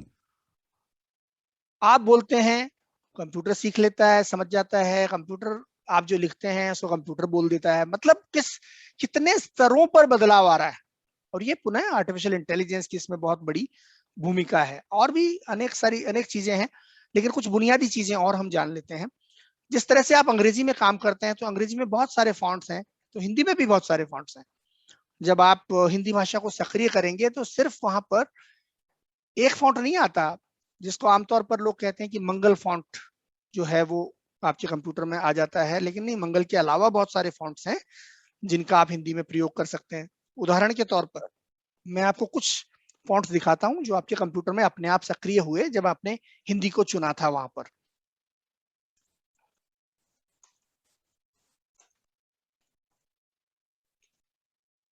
मान लीजिए ये एक जो आपको टेक्स्ट दिखाई दे रहा है, ये मंगल फॉन्ट में है। एक फॉन्ट जो अपने आप आया वो था मंगल। दूसरे कुछ 2-4 फॉन्ट्स मैं आपको और दिखाता हूं जो अपने आप आ गए आपके कंप्यूटर में। ये कुछ टेक्स्ट मैं यहाँ डाल रहा हूं ताकि मैं आपको अलग अलग फॉन्ट्स में दिखा सकूं। तो ये हुआ मंगल पहला। दूसरा मैंने यहाँ इसको सिलेक्ट किया और यहाँ पर जाकर के मैं एक दूसरा फॉन्ट चुन लेता हूं। उस फॉन्ट का नाम क्या है? अपराजिता। अपराजिता, ये अपराजिता फॉन्ट है जो यहाँ पर आपको लाल रंग में दिखाई दे रहा है। अपराजिता देखिए कितना अच्छा है, और ये भी अपने आप आ गया, आपको कहीं हिंदी के फॉन्ट्स ढूंढने जाने की जरूरत नहीं है। तीसरा, आप यहाँ जाएंगे और तीसरे फॉन्ट का नाम है निर्मला। निर्मला, ये भी अपने आप आ गया जो आपको यहाँ पर नीले रंग में दिखाई दे रहा है। तीसरा फॉन्ट। चौथा, कोकिला। अब आप ये नहीं कहिएगा, देखिए आप भी, चूंकि आपके यहाँ पर छात्राओं की संख्या काफी है, तो आप रिलेट कर सकते हैं कि हमारे फॉन्ट्स में से अधिकांश के नाम आप देखिए कि महिलाओं के ऊपर है। लेकिन इसके पीछे कोई रहस्य नहीं है, बस एक मजाक के तौर पर मैं आपसे कह रहा हूं। तो ये हुआ निर्मला और ये है कोकिला। एक अन्य फॉन्ट है हिंदी का। इसके बाद एक और फॉन्ट मैं आपको बताता हूं, उसका नाम है Arial Unicode MS. Arial Unicode MS, ये यहाँ पर दिखाई दे रहा है, जो बोल्ड कर दिया है मैंने। ये 5वां फॉन्ट है। छठा फॉन्ट है उत्साह। ये छठा फॉन्ट है उत्साह। इतने सारे फॉन्ट्स आपके कंप्यूटर में अपने आप आ गए। अब 7वां फॉन्ट है संस्कृत टेक्स्ट, जो संस्कृत के लिए ज्यादा अनुकूल है। हिंदी में भी आप देवनागरी में हिंदी में भी काम कर सकते हैं। संस्कृत टेक्स्ट, देखिए ये 7वां फॉन्ट है। इतने फॉन्ट आपके अपने आप आ गए। इनके अलावा बहुत सारे यूनिकोड फॉन्ट्स इंटरनेट पर भी मौजूद है, आप जाकर के डाउनलोड कर सकते हैं। कई फॉन्ट्स गूगल ने भी उपलब्ध कराए हैं, कुछ फॉन्ट्स भारत सरकार ने उपलब्ध कराए हैं जो TDIL नाम की एक परियोजना के तहत बनाए गए थे। मुझे जहां तक जानकारी है 50 के आसपास फॉन्ट्स बनाए गए थे वहां पर। तो अनेक फॉन्ट यूनिकोड समर्थित भाषाओं के लिए आज उपलब्ध है, जिनका इस्तेमाल आप कर सकते हैं।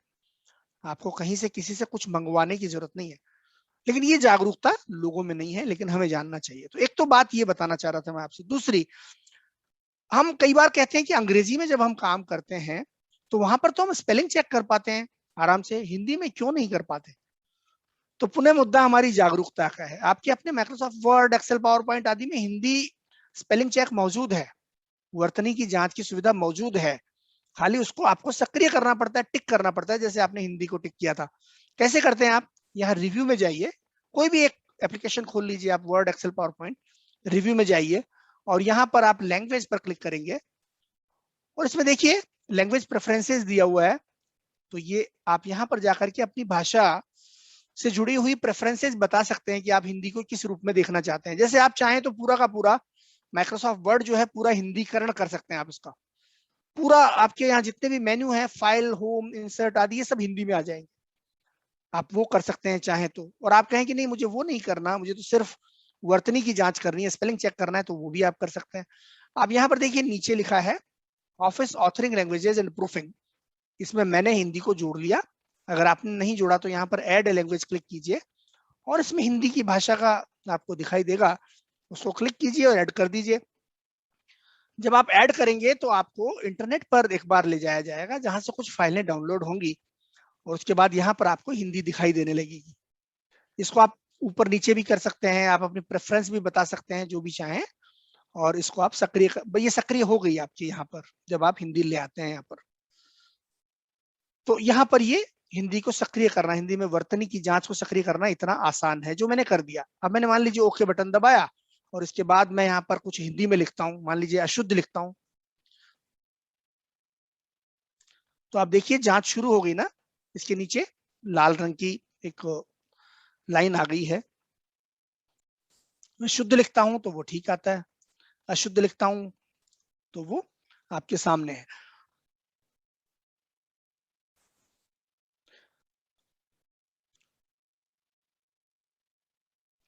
शुद्ध आप लिखेंगे कोई दिक्कत नहीं, अशुद्ध लिखेंगे तो वो पहचानेगा। इसमें आप चाहें तो नए शब्द भी डाल सकते हैं। तो ये हुई एक बात। अंग्रेजी की तरह आप हिंदी में भी स्पेलिंग चेक कर सकते हैं। अब हिंदी में, अंग्रेजी में आपने अक्सर देखा होगा कि आप सिनोनिम्स देखते हैं काम करते हुए, तो क्या वो हिंदी में है? तो वो भी हिंदी में उपलब्ध है। आप यहाँ पर क्लिक कीजिए, राइट क्लिक कीजिए जैसे अंग्रेजी में करते हैं, सिनोनिम्स पर क्लिक कीजिए तो देखिए यहाँ पर हिंदी के सिनोनिम्स आ रहे हैं, समानार्थक या पर्यायवाची। तो ये भी उपलब्ध है यहाँ पर। ऑटो करेक्ट भी आप हिंदी में प्रयोग कर सकते हैं जैसे अंग्रेजी में करते हैं, कि आपका कोई भी शब्द जो है आप उसको डिफाइन कर दें कि ऐसे नहीं, मुझे वैसे चाहिए, और वो ऑटोमेटिकली बदल जाएगा। तो ये तमाम चीजें भी हिंदी में आ गई। यहाँ तक कि अब हिंदी में आप ईमेल एड्रेस भी इस्तेमाल कर सकते हैं, आप हिंदी में वेबसाइटों के नाम भी इस्तेमाल कर सकते हैं। जैसे आप देखिए मैं यहाँ पर जाता हूं और मैंने हिंदी में लिख रहा हूं एड्रेस cinema.bharat, मैंने हिंदी में लिखा है मेरे ब्राउजर में। मैंने क्लिक किया तो यहाँ पर देखिए ये वेबसाइट लोड हो गई जिसका नाम है cinema.bharat। यानी सब कुछ, अधिकांश चीजें जो हैं वो हिंदी में आज संभव है। इस हद तक भी आपका ईमेल एड्रेस भी हिंदी में हो सकता है। मान लीजिए आपने कोई भी आपका नाम है, जैसे मेरा नाम balendu@microsoft.bharat मेरा हिंदी का ईमेल एड्रेस है, जो देवनागरी में आप एड्रेस में भी लिख सकते हैं। आप ईमेल तो आप हिंदी में लिख ही सकते हैं, लेकिन एड्रेस तक भी आप हिंदी में लिख सकते हैं। और भी बहुत कुछ हो चुका है, लेकिन वो बातें ज्यादा एडवांस हो जाएंगी। जैसे डेटा एनालिटिक्स में कैसे हिंदी का प्रयोग करें, प्रोग्रामिंग में कैसे हिंदी का प्रयोग होता है, या फिर क्लाउड से जुड़ी हुई सेवाओं में कैसे प्रयोग करें, आदि आदि, या ऑटोमेशन में कैसे प्रयोग करें।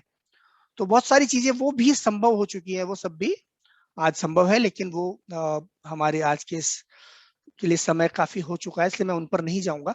अंत में मैं आपको ले चलता हूं, मेरी प्रेजेंटेशन की तरफ फिर से ले चलता हूं, और मैं ये कहता हूं कि मान लीजिए 8 तरीकों का इस्तेमाल करने के बाद भी कोई व्यक्ति हो सकता है कि ये कहे कि नहीं मेरे लिए तो ये 8 तरीके भी कम है, तो मैं कहूंगा कि अच्छा 8 तरीके तो कम है, लेकिन एक बात बताओ मित्र, तुम चलो कुछ नहीं कर सकते, माउस का भी प्रयोग नहीं कर सकते, तुम अंग्रेजी में भी नहीं लिखोगे, तुम टच स्क्रीन भी नहीं प्रयोग करोगे, बोल के भी टाइप नहीं करोगे, अनुवाद भी नहीं करोगे, चलो कम से कम स्क्रीन को देख लोगे क्या? देख सकते हो स्क्रीन को? तो वो व्यक्ति कहेगा कि हाँ देख तो लूंगा मैं। तो अगर आप देख भी लेंगे तो भी आप कंप्यूटर पर काम कर सकते हैं, कोई बहाना नहीं बचा। कैसे? क्योंकि आपके कंप्यूटर में अगर आप यहां पर जाएंगे सेटिंग्स में, तो आप लिखिए eye control. Eye control settings आ रहा है यहाँ पे, लिखिए। आप अपने कंप्यूटर को आंखों से भी कंट्रोल कर सकते हैं, पूरा कंप्यूटर हाथ लगाए बिना, कुछ भी बोले बिना, कुछ भी किए बिना। अब हम उस स्थिति तक पहुंच गए हैं आई कंट्रोल का इस्तेमाल करते हुए। तो ये क्या करता है? आई कंट्रोल के तहत मित्रों क्या होता है, मैं आपको दिखा देता हूं कि आपकी स्क्रीन पर एक कीबोर्ड आ जाता है। उस कीबोर्ड पर आप जो कुछ भी देखेंगे, वो जिसको आप देखेंगे वो टाइप होता चला जाएगा। आपने MS वर्ड खोला, कीबोर्ड सामने आ गया, कीबोर्ड में आप देख रहे हैं और वो टाइप होता चला जा रहा है। कैसे? देखिए ऐसे, ये कीबोर्ड है, मैं इसको जिस कैरेक्टर को देख रहा हूँ वो पीछे टाइप होता चला जा रहा है, और सजेशंस भी आ रहे हैं। अगर मैं सुझावों को देख लेता हूं तो वो टाइप हो जाते हैं। जैसे देखिए मैं यहाँ पर अपनी आंखों से जो कुछ जिस कैरेक्टर को देख रहा हूँ वो टाइप होता चला जा रहा है, पीछे आउटलुक खुला हुआ है उसमें। अब आपको लगेगा कि ये कैसे संभव है, ये तो बड़ा परिकथाओं जैसा मामला लग रहा है, ये तो संभव नहीं लग रहा। लेकिन नहीं, अब ये संभव हो चुका है, ये दुनिया की अनेक भाषाओं में आ चुका है, आने वाले समय में हिंदी में भी आ जाएगा, क्योंकि आप देख रहे हैं तमाम चीजें जो अंग्रेजी में थी वो हिंदी में आ चुकी हैं, तो ये भी आ जाएगा। ये कैसे काम करता है, और यदि आपको विश्वास ना हो तो आपको मैं बताना चाहूंगा कि पिछले साल जो दिल्ली का पुस्तक मेला हुआ था, उसमें हमने माइक्रोसॉफ्ट का बूथ लगाया था, जिसमें हमने इसका प्रदर्शन किया था टेक्नोलॉजी का, और करीब 5000 लोगों ने बूथ का दौरा किया था, और उन्होंने आंखों से कंप्यूटर को पर टाइप करके देखा था, कंट्रोल करके देखा था। आप सब कुछ कर सकते हैं, कंप्यूटर खोलना बंद करना, वर्ड खोलना वर्ड बंद करना, ऊपर नीचे करना, स्क्रॉल करना, किसी चित्र को आप माउस का प्रयोग करना, आंखों से सब कुछ आप कर सकते हैं। ज्यादातर जितने भी आपके टास्क हैं खाली देखने मात्र से आप कर सकते हैं, क्योंकि जिस चीज को आप देखते हैं कंप्यूटर ऑब्जर्व कर रहा है आपकी आंखों की गति को, और जहां भी आप थोड़ा सा रुकते हैं एक्स्ट्रा, वो उसको टाइप कर देता है या उससे समझ जाता है कि आप ये चाहते हैं। तो ये है आई कंट्रोल। अब जिनको विश्वास ना हो उनके लिए ये अगला चित्र है। पिछले दिनों जब हमने दिल्ली पुस्तक मेला में अपना बूथ लगाया, तो हमारे मंत्री महोदय जो है प्रकाश जावड़ेकर जी, वो भी आए थे, और उन्होंने भी अपनी आंखों से कुछ टाइप किया था। आपको यहाँ पर दिख रहा होगा, देखिए ऊपर इन्होंने लिखा है प्रकाश, अपनी आंखों से अपना नाम लिखा है देखने मात्र से। तो अब हम उस स्थिति तक पहुंच चुके हैं। बातें और बहुत ज्यादा है करने के लिए, लेकिन समय हमारा जो है वो सीमित है। मुझे उम्मीद है कि कम से कम आपको ये अनुमान लग गया होगा कि अब हमारी भाषा के सामने कोई चुनौती नहीं है, और डिजिटल तकनीकों से जुड़ने के लिए भी कोई बड़ी चुनौती शेष नहीं रह गई। तो मित्रों, अब मुझे लगता है कि जिस टेक्नोलॉजी को हम समझते थे कि हमारे लिए कोई ठीक है, हम दिन में थोड़ा बहुत मोबाइल इस्तेमाल करते हैं, इंटरनेट पर जाते हैं, थोड़ा बहुत काम कर लेते हैं, ठीक है, लेकिन उतना ही इसका काम है। लेकिन नहीं, टेक्नोलॉजी अब मुख्य धारा में आ चुकी है, हमारे जीवन का एक मुख्य अवयव बन चुकी है, हमारी मुख्य गतिविधि बन चुकी है। और हो सकता है कि टेक्नोलॉजी जिस तरह से भाषाओं को निकट ला रही है, भाषाओं को सक्षम बना रही है, हो सकता है कि आने वाले दिनों में हम ये कहें कि तकनीक हमें वापस ले आई अपनी भाषा की ओर। क्योंकि आप देख रहे हैं, आप व्हाट्सएप पर, इंटरनेट पर, आप फेसबुक पर और तमाम माध्यमों पर आप देख रहे हैं कि आजकल हिंदी में आने वाले संदेशों की संख्या बढ़ चुकी है बहुत ज्यादा, और भी बहुत स्तरों पर बहुत सारी तरक्की हिंदी में हो चुकी है। मैं उस पर विस्तार से नहीं जाऊंगा, लेकिन इस तरक्की के पीछे तकनीक की भूमिका है, और इसी बदौलत मुझे उम्मीद है कि आने वाले कुछ समय बाद हम कहेंगे कि टेक्नोलॉजी हम लोगों को, जो अपनी भाषाओं से थोड़े दूर हो रहे थे, वापस ले आइए अपनी भाषाओं के करीब। और जब मैं ये बात कहता हूं तो मुझे एक कविता याद आती है, और कविता है केदारनाथ सिंह की। कविता क्या है, आइए हम वो कविता पढ़ें और सुने कि वो कविता क्या है। वो कविता है, जिस तरह चींटियां लौटती हैं बिलों में, जिस तरह चींटियां लौटती हैं बिलों में, कठफोड़वा लौटता है काठ के पास। जिस तरह चींटियां लौटती हैं बिलों में, कठफोड़वा लौटता है काठ के पास। वायुयान लौटते हैं सारे के सारे, वायुयान लौटते हैं सारे के सारे, लाल आसमान में डैने पसारे हुए हवाई अड्डों की तरफ। उसी तरह मैं तुम में लौटता हूं ओ मेरी भाषा, जब चुप रहते रहते अकड़ जाती है मेरी जीभ और दुखने लगती है मेरी आत्मा। धन्यवाद। बहुत बहुत धन्यवाद बालेंद्र जी। आपका इतना रोचक और इतना व्यावहारिक और इतना विचारोत्तेजक व्याख्यान सुनकर हमारे सारे प्रतिभागी जो हैं वो बहुत ही मुझे लगता है भाव विभोर हो रहे हैं और उनके सारे प्रश्नों के समाधान हो गए होंगे कि तकनीक और हिंदी जो है वो सगी बहनें हैं और उनमें कोई कठिनाई नहीं है हाथ से हाथ मिलाकर चलने में। मैं देख रही हूँ शायद कुछ प्रश्न हैं कुछ विद्यार्थियों के, तो यदि आप कहें, आपकी आज्ञा हो, आपका समय हो, तो हम एक दो प्रश्न जो मुख्य रूप से हैं वो ले सकते हैं। तो अर्चना जी हमारी सहयोगी है, ये आपकी फॉलोवर भी है बालेंद्र जी, हमारी सबसे अभी उन्होंने विभाग ज्वाइन किया है, डॉक्टर अर्चना। तो नमस्कार जी जी जी, तो ये कुछ प्रश्नों के लिए बच्चों। हाँ नमस्ते सर। हमारे कुछ बच्चों ने यहाँ पे अपने नाम दिए हैं कि हमें सर से कुछ जिज्ञासाएं हैं, वो हमें सर से पूछनी है। अमना चौधरी हैं, वो आपसे कुछ पूछना चाहती हैं, सवाल करना चाहती हैं। अमना, आप अपने आप को अनम्यूट कीजिए। यस मैम, क्या आप मुझे सुन पा रहे हैं? जी बिल्कुल। यस मैम, मेरा नाम आमना चौधरी है और मैं सेकेंड ईयर की स्टूडेंट हूँ। मेरा सर से ये सवाल है, जैसे कि हम स्नातक स्तर हिंदी की पढ़ाई कर रहे हैं, ऑनलाइन क्लास, टेस्ट और परीक्षाएं भी हो रही हैं,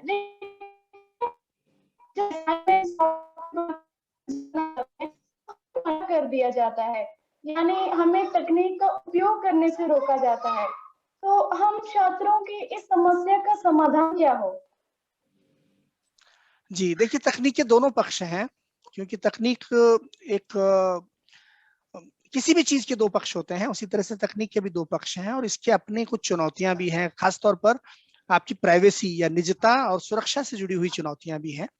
तो उस संदर्भ में कई बार आपके माता पिता द्वारा भी और आपके अध्यापकों द्वारा भी आपसे हो सकता है कहा जाए कि आप तकनीक का प्रयोग ना करें, लेकिन अपनी सीमाओं में रहते हुए आप जितना प्रयोग कर सकते हैं उतना प्रयोग जरूर करें, क्योंकि आजकल धीरे धीरे हमारे शिक्षण संस्थानों में टेक्नोलॉजी का प्रयोग काफी ज्यादा प्रचलित हो चुका है, वो एक मुख्य धारा की चीज बन चुकी है। और खासतौर पर इस लॉकडाउन के बाद की जो स्थितियां बदली है ना, उसमें तो ज्यादातर शिक्षण संस्थानों ने तकनीक को अपना लिया है, तकनीकी माध्यमों और सिस्टम्स को उन्होंने अपनाया है।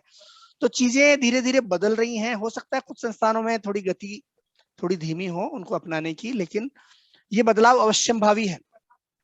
आपसे मैं यही कहूंगा कि अपनी निजता और सुरक्षा का ख्याल रखते हुए आप टेक्नोलॉजी का इस्तेमाल करें, सुरक्षित स्थानों पर आप जाएं। उदाहरण के तौर पर आपके कंप्यूटर में कम से कम एंटीवायरस हो, एंटी स्पाईवेयर आदि हो, वो आपके मोबाइल फोन में भी ये चीजें हों ताकि आपको सुरक्षित रख सकें, क्योंकि चुनौतियां आजकल बहुत हैं। और आपको मैं जानकारी देना चाहूंगा कि आजकल free antivirus, free anti spyware आदि भी मिलते हैं।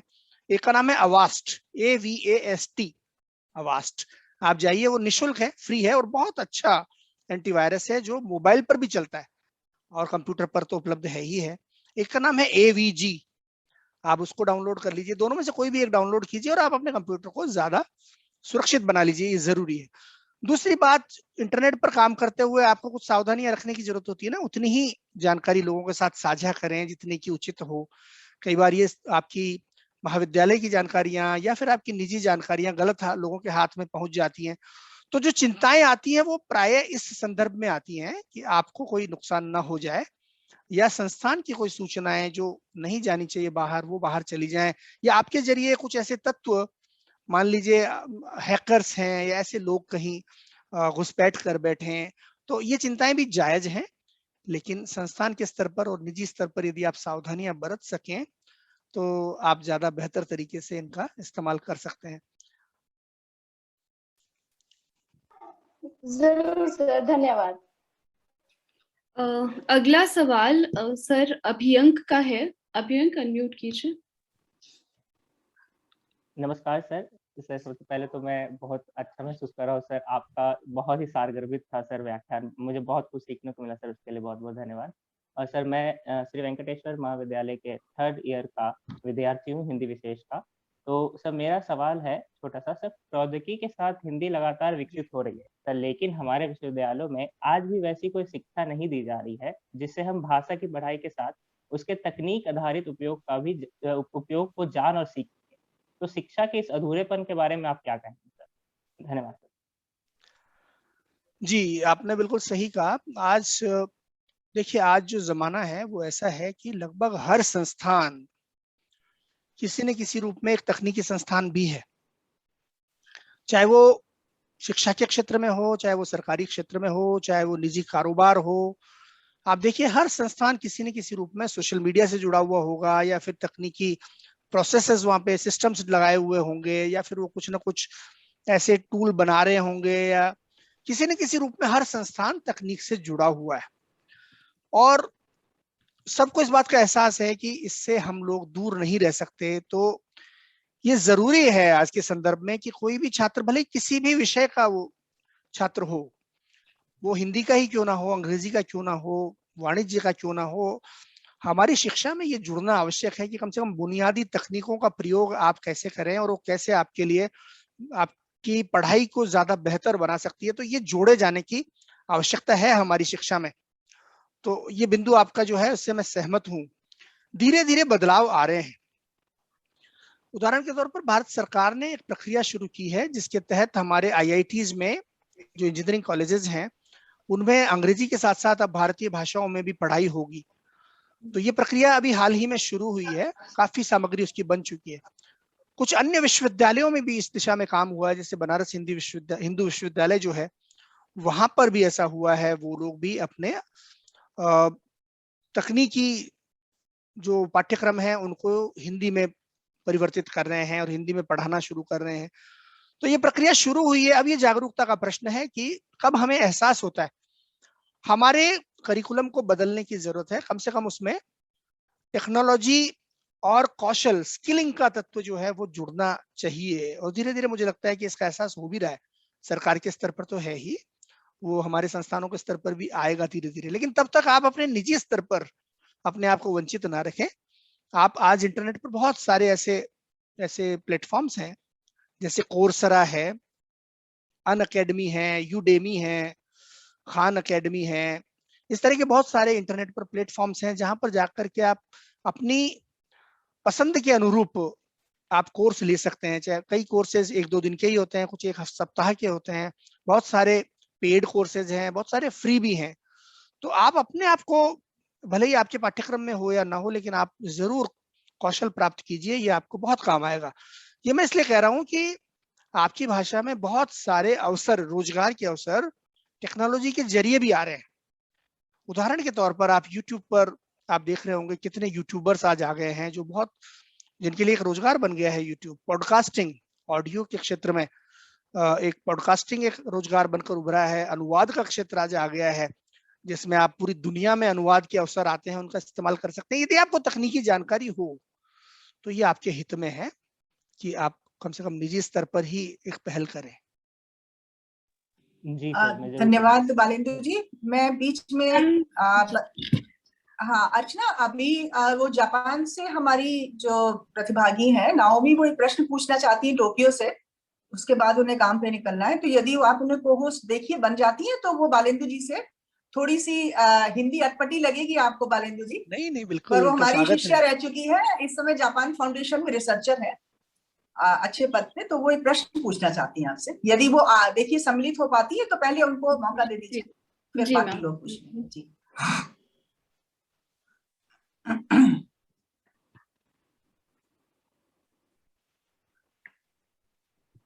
मैं उन्हें मैसेज दे रही हूँ ज्वाइन करने के लिए।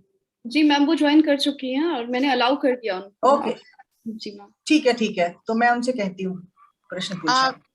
हेलो, सॉरी जी नाओमी, आप आइए, प्रश्न पूछिए, स्वागत है आपका।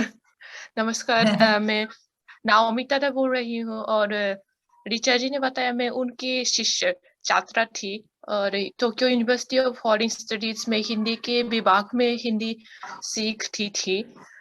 अब तो मैं काम करती हूँ, लेकिन मेरे लिए बहुत दिलचस्पी वेबिनार था आपका। बहुत बहुत धन्यवाद।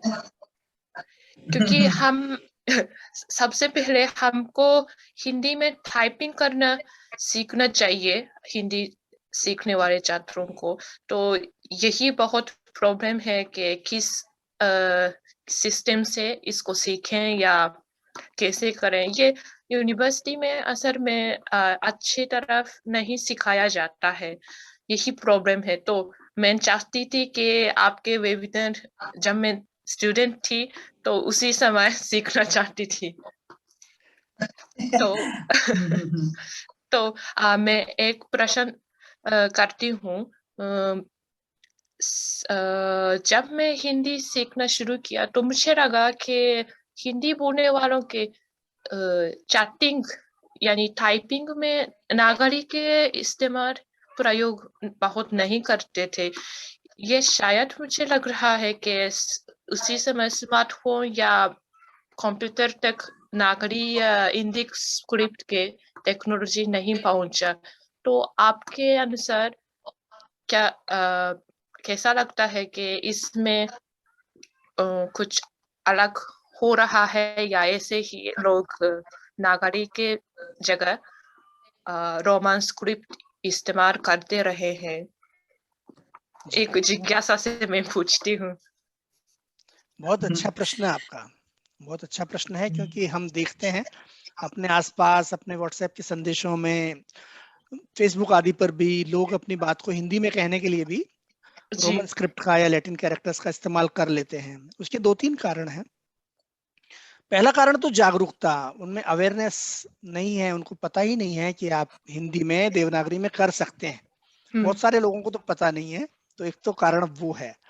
दूसरा, बहुत सारे लोग अपने आप को उस समय नहीं निकालते, आपको हिंदी में टाइपिंग सीखने के लिए जो थोड़ा सा समय चाहिए वो नहीं निकालना चाहते। अंग्रेजी में तो उनकी आदत है, अंग्रेजी में तो शुरू से वो टाइप करते आए हैं, तो वो सोचते हैं कि उसी में ही हम काम कर लें। तो ये हमारे आम आदमी के स्तर पर है। लेकिन अब तो क्या है कि अब तो आपको सीखने की भी जरूरत नहीं है।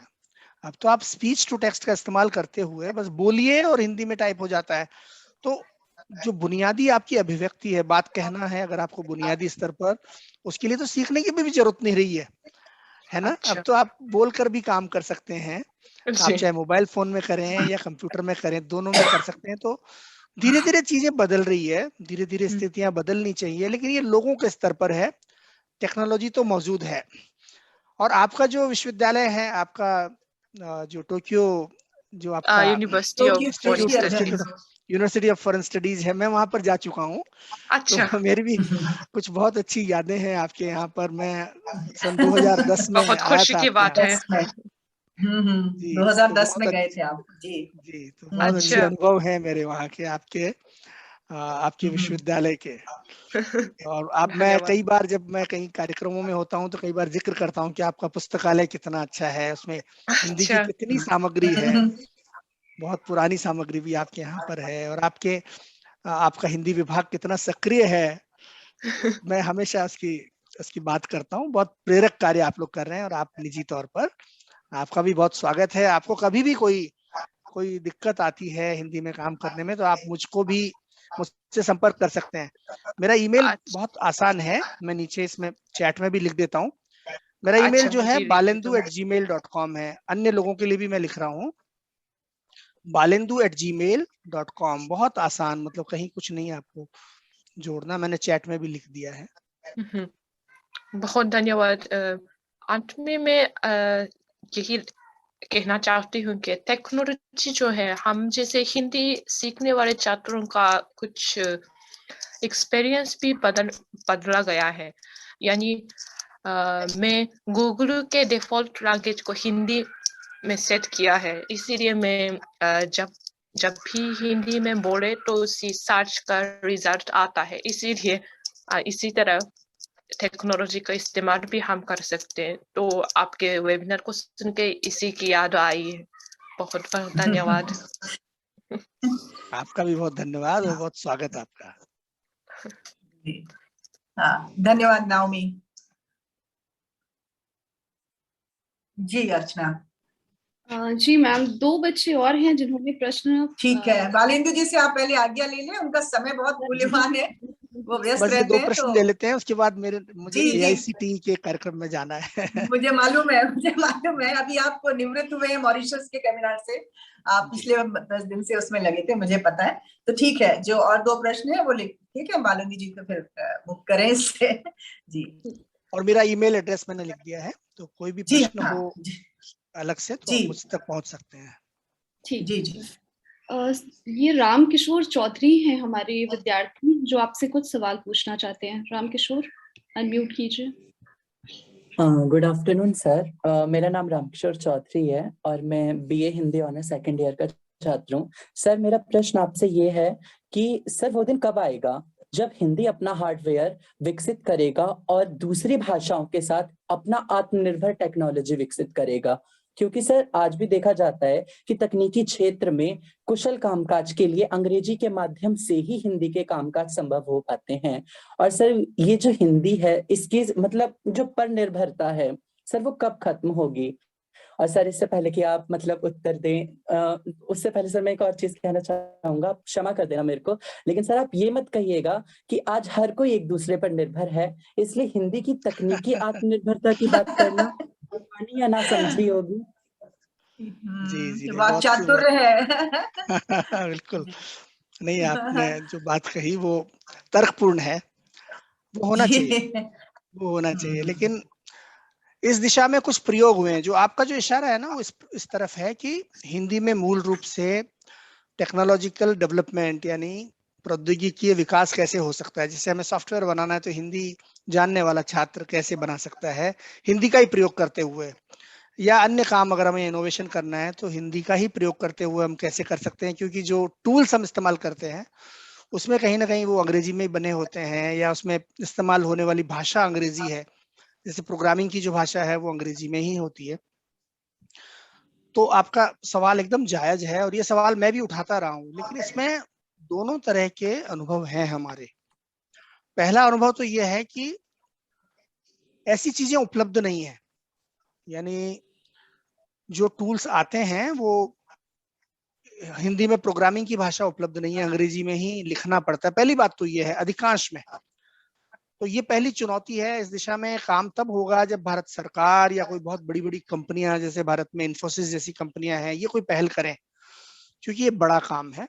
तो एक तो ये है कि ये चुनौती है। दूसरी ये है कि जो कुछ बना भी है उसका प्रयोग नहीं करते हमारे लोग।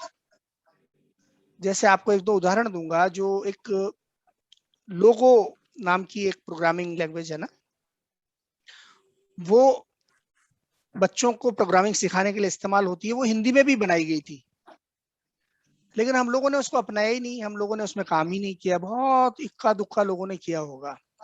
फिर एक और प्रोग्रामिंग लैंग्वेज बनाई गई थी जिसका नाम था हिंदवी। वो हिंदी में ही थी और हिंदी में ही आप प्रोग्रामिंग कर सकते थे, उसमें पूरी तरह से हिंदी था। लेकिन उसको भी लोगों ने, हमारे हिंदी वाले लोगों ने उसको अपनाया नहीं या उसमें कुशलता प्राप्त नहीं की।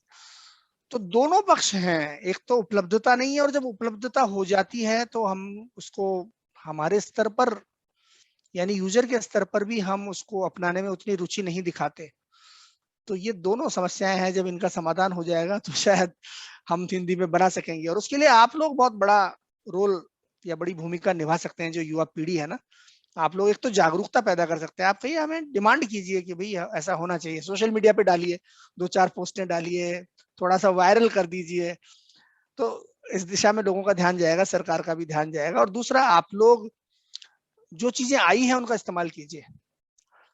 हिंदी में दुर्भाग्य से बहुत सारी ऐसी चीजें हैं जिनको जो आ तो गई, लोगों की डिमांड करने पर लोगों ने अपनाया नहीं उन्हें, और अंत में वो समाप्त हो गई। क्योंकि जब कोई अपनाएगा ही नहीं तो कोई प्रोडक्ट क्यों बनाया जाता है। उदाहरण देता हूं आपको। माइक्रोसॉफ्ट का एक प्रोडक्ट जो है उसका नाम था ऑफिस हिंदी, वो 2003 में जारी किया गया था।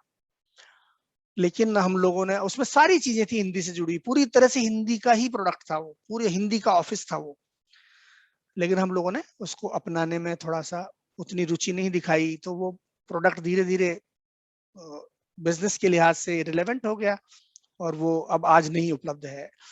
आईलीप भारत सरकार की तरफ से हिंदी में काम करने के लिए सॉफ्टवेयर बनाया गया, बहुत अच्छा सॉफ्टवेयर था, सीडेक ने बनाया था, हमने इस्तेमाल नहीं किया, बहुत कम इक्का दुक्का लोगों ने इस्तेमाल किया, वो भी आज उपलब्ध नहीं है। तो ये भी एक समस्या है। ऐसे और भी बहुत सारे उदाहरण हैं कि हम लोगों ने चीजों को अपनाया नहीं। तो समस्या दोनों स्तरों पर है। Thank you sir. Sir chat box में भी कुछ प्रश्न है, लेकिन आपके पास समय थोड़ा कम है, इसलिए मैं 2 प्रश्नों को मर्ज करके आपसे एक प्रश्न ले सकते हैं, क्योंकि बच्चे ने जो प्रश्न भेजा है, एक हमारा स्टूडेंट है आयुष भदूरिया, उसका प्रश्न है कि क्या जिस तरह से विज्ञान के लिए हमारे कॉलेजेस में प्रयोगशालाएं बनी हुई हैं, तो क्या इस तरह से कोई लैंग्वेज लैब भी हो सकता है क्या सर? और हमारे रवि शर्मा सर हैं, जिनका प्रश्न है चैट बॉक्स में, मधुप जी, वो इसी तरह की कुछ योजनाओं के बारे में जानना चाहते हैं कि उच्च शिक्षा में जो प्रौद्योगिकी के इस्तेमाल के लिए क्या कुछ नई योजनाएं बनने जा रही हैं? क्या हिंदी प्रौद्योगिकी को उच्च कक्षाओं में पाठ्यक्रम का हिस्सा बनाने की कोई योजना है? वो यह प्रश्न कर रहे हैं सर। जी सर। जी, तो दोनों में ही उत्तर सकारात्मक है। एक तो पहला सवाल जो उन्होंने पूछा है कि लैंग्वेज लैब क्या बनाए जा रहे हैं या बनने चाहिए, तो बहुत सारे जो ऐसे संस्थान हैं जिनमें ये पहल की गई है, जैसे केंद्रीय हिंदी संस्थान जो है, हिंदी का जो संस्थान है हिंदी पढ़ाने के लिए, उसमें ये पहल की गई है कि वहाँ पर एक लैंग्वेज लैब की पहल की गई है। वहाँ लैंग्वेज लैब बनेगा जिसमें भाषा से जुड़ी हुई सारी महत्वपूर्ण युक्तियां मौजूद होंगी। जो मॉरिशस में विश्व हिंदी सचिवालय है, उन लोगों ने भी इस दिशा में पहल की है। वहाँ पर एक इंदिरा गांधी संस्थान है, उन लोगों ने अपना लैंग्वेज लैब बनाया है। तो बन तो रहा है लेकिन कम है। हमारे हिंदी के जो संस्थान है उनमें ज्यादातर वही है कि कई बार तो बजट नहीं होता, तो वो एक बाधा आ जाती है। कई बार जागरूकता नहीं होती कि हमारी तकनीकी सीमाएं हैं, हम क्या करेंगे, तो ये रुकावटें आ जाती है। लेकिन काम हो रहा है धीरे धीरे। वैसे होना हर एक संस्थान में ही चाहिए, हर शैक्षणिक संस्थान में लैंग्वेज लैब होने चाहिए। कुछ में हो चुका है, जैसे अटल बिहारी विश्वविद्यालय जो है, अटल बिहारी वाजपेयी हिंदी विश्वविद्यालय में है, या वर्धा में जो महात्मा गांधी विश्वविद्यालय है, वहां पर काफी काम हो रहा है। तो कुछ में हो रहा है, कुछ में होना अभी बाकी है, लेकिन हो रहा है, मतलब हो सकता है और हो रहा है। और मधुप जी का जो प्रश्न है वो तो बहुत मतलब एक दूरगामी प्रश्न है, दूरगामी संदर्भों वाला प्रश्न है। और जैसा मैंने जिक्र किया कि बनारस हिंदू विश्वविद्यालय में इस दिशा में काम शुरू हुआ है, और IITs में एक बड़ा काम शुरू हुआ है धीरे धीरे। चूंकि इसमें विश्वविद्यालय अनुदान आयोग भी इससे संबद्ध है, AICTE भी संबद्ध है, शिक्षा विभाग भी संबद्ध है, और भारत की नई शिक्षा नीति में यह आया है कि हमें टेक्नोलॉजी का प्रयोग करना है भाषाओं के संदर्भ में। तो धीरे धीरे ये प्रक्रिया अन्य स्थानों पर भी होनी चाहिए। लेकिन फिलहाल जो हमारी जानकारी में है उसमें IITs में और इंजीनियरिंग कॉलेजों में और बनारस विश्वविद्यालय में ऐसा हो रहा है। अटल बिहारी वाजपेयी जो भोपाल का विश्वविद्यालय है वहां पर भी ऐसा हो रहा है, और वर्धा में जो महात्मा गांधी अंतर्राष्ट्रीय हिंदी विश्वविद्यालय है वहां पर ऐसा हो रहा है। तो अनेक स्थानों पर यह प्रक्रिया शुरू हुई है या काफी अग्रिम स्तर पर है। मैं देख सकता हूँ यहाँ राजीव रावत जी भी हैं, तो उन्होंने भी IIT खड़गपुर से वो जुड़े हुए हैं, उन्होंने भी बहुत अच्छी जानकारी दी है कि IIT में भी भाषा प्रयोगशालाएं हो रही हैं। तो बड़े बदलाव आ रहे हैं। उम्मीद करनी चाहिए कि आने वाले 5 साल में थोड़ी और परिस्थितियां बेहतर हो जाएंगी। तो बालेंद्र जी, आपने इतना अच्छा व्याख्यान दिया और सारे प्रश्नों और जिज्ञासाओं को आपने शांत किया हमारे प्रतिभागियों की। अब मैं औपचारिक धन्यवाद ज्ञापन के द्वारा आपको अवदान के महत्व को कम नहीं करना चाहती, क्योंकि जिनसे आत्मीयता होती है उनसे औपचारिकता का निर्वाह करना बड़ा मुश्किल हो जाता है। लेकिन फिर भी मैं समग्रता से आपके पूरे व्याख्यान को 1-2-4 शब्दों में बांध के ये जरूर बताना चाहूंगी सबको कि जिस तरह से आपने हमें एकदम चित्रात्मक रूप से चलचित्र के द्वारा जिस प्रकार अपना व्याख्यान प्रस्तुत किया, उससे ये जो टेक्नोलॉजी वाली चीज है, ये जो तकनीकी और हिंदी के बीच की जो दूरी है वो आपने पूरी तरह से खत्म कर दी। आपने ये जो बताया कि जमाना बदल चुका है और हमें भाषा का कलेवर भी बदलना चाहिए, जिससे कि हम भावात्मकता के साथ कौशल और व्यावहारिकता दोनों को बढ़ावा दें। अगर भावना नहीं होगी तो हम भाषा से प्रेम नहीं कर सकेंगे, और जब प्रेम करेंगे तभी हम उसके सर्वतोमुखी विकास के लिए भी अग्रसित होंगे। तो ये आपने जो दिशा सूत्र हमें दिया वो सभी के लिए एक मार्गदर्शक है, वो एक दिशा सूत्र है जिसका सब लोग अनुसरण करें, ये मैं चाहती हूँ। और आपने बड़े आसानी से सब स्टूडेंट्स को, सारे विद्यार्थियों को यूनिकोड और ILID टूल और कैसे टाइपिंग कर सकते हैं, कैसे फोनेटिक कीबोर्ड कैसे चलता है, टच कीबोर्ड कैसे होता है, और इसके अलावा आंखों से भी हम कंट्रोल कर सकते हैं। ये अगर हम काव्यात्मक दृष्टि से कहें तो छायावादी और रीतिकालीन तो ये अवधारणा हम कंप्यूटर में डाले, अगर हम उसको एक हास्यास्पद उस तरह से देखते हैं तो, लेकिन ये सहज, आपने जिस तरह से सहज किया ये कठिन चीज को, ये हमारे लिए बहुत महत्वपूर्ण है, हमारे हिंदी के विद्यार्थियों के लिए और हिंदी के श्रोताओं के लिए, क्योंकि अभी तक हमारे मानसिक रूप से हम यही समझते आ रहे हैं कि जो सारा कुछ ये माया जाल है, ये जो इंद्रजाल है, ये जो इंटरनेट है, ये सारी अंग्रेजी से ही नियंत्रित होता है। हिंदी वालों के लिए इसमें कोई गति नहीं है, या कोई दिशा नहीं है, या आगे के कोई सूत्र नहीं है। तो इसके लिए आपके अलावा और कोई व्यक्ति इतना सिद्धहस्त नहीं है जो इतनी सहजता से इतनी कठिन चीज को हमारे सामने सुलभ कर सके, और ऐसा लगता है कि जैसे सब कुछ हमारे कब्जे में है, हम मुट्ठी में कर सकते हैं अपने इंटरनेट वाले परिप्रेक्ष्य को भी और भाषा को भी, एक जिसको हिंदी को जो हम बनाना चाहते हैं कि विश्व स्तर की एक मानक भाषाओं में उसकी गणना हो, तो उसके लिए संचार क्रांति के युग में हिंदी को एक सबल रूप से आगे ले चलने के लिए, उसको पुष्ट बनाने के लिए तकनीक के साथ उसका गठजोड़ करना बहुत आवश्यक है। तो आपने ये इतना अपना बहुमूल्य समय हमको दिया, और जिस तरीके से आपने सभी की जिज्ञासाओं को शांत किया और सारे पक्षों को समाहित करते हुए तकनीक के बारे में हमें जानकारी दी, उसके लिए हम आपको हार्दिक धन्यवाद देते हैं और आपका आभार व्यक्त करते हैं। वेंकटेश्वर कॉलेज की ओर से, हिंदी विभाग की ओर से हम आपके आभारी हैं कि आपने अपना बहुमूल्य समय दिया बालेंद्र जी।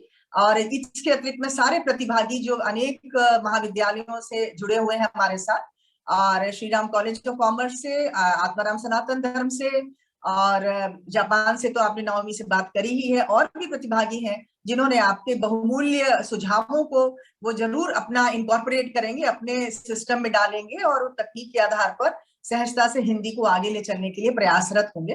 तो हम बहुत बहुत आभार व्यक्त करते हैं आपका बालेंद्र जी, और हम चाहेंगे कि जब ये सब लॉकडाउन और ये सारी स्थितियां खत्म हो जाएं तो आप कॉलेज में हमारे साथ जुड़े, एक आमने सामने बात करके, और बच्चों के लिए फिर कुछ नई चीजें लेकर आप उनके सम्मुख प्रस्तुत हो।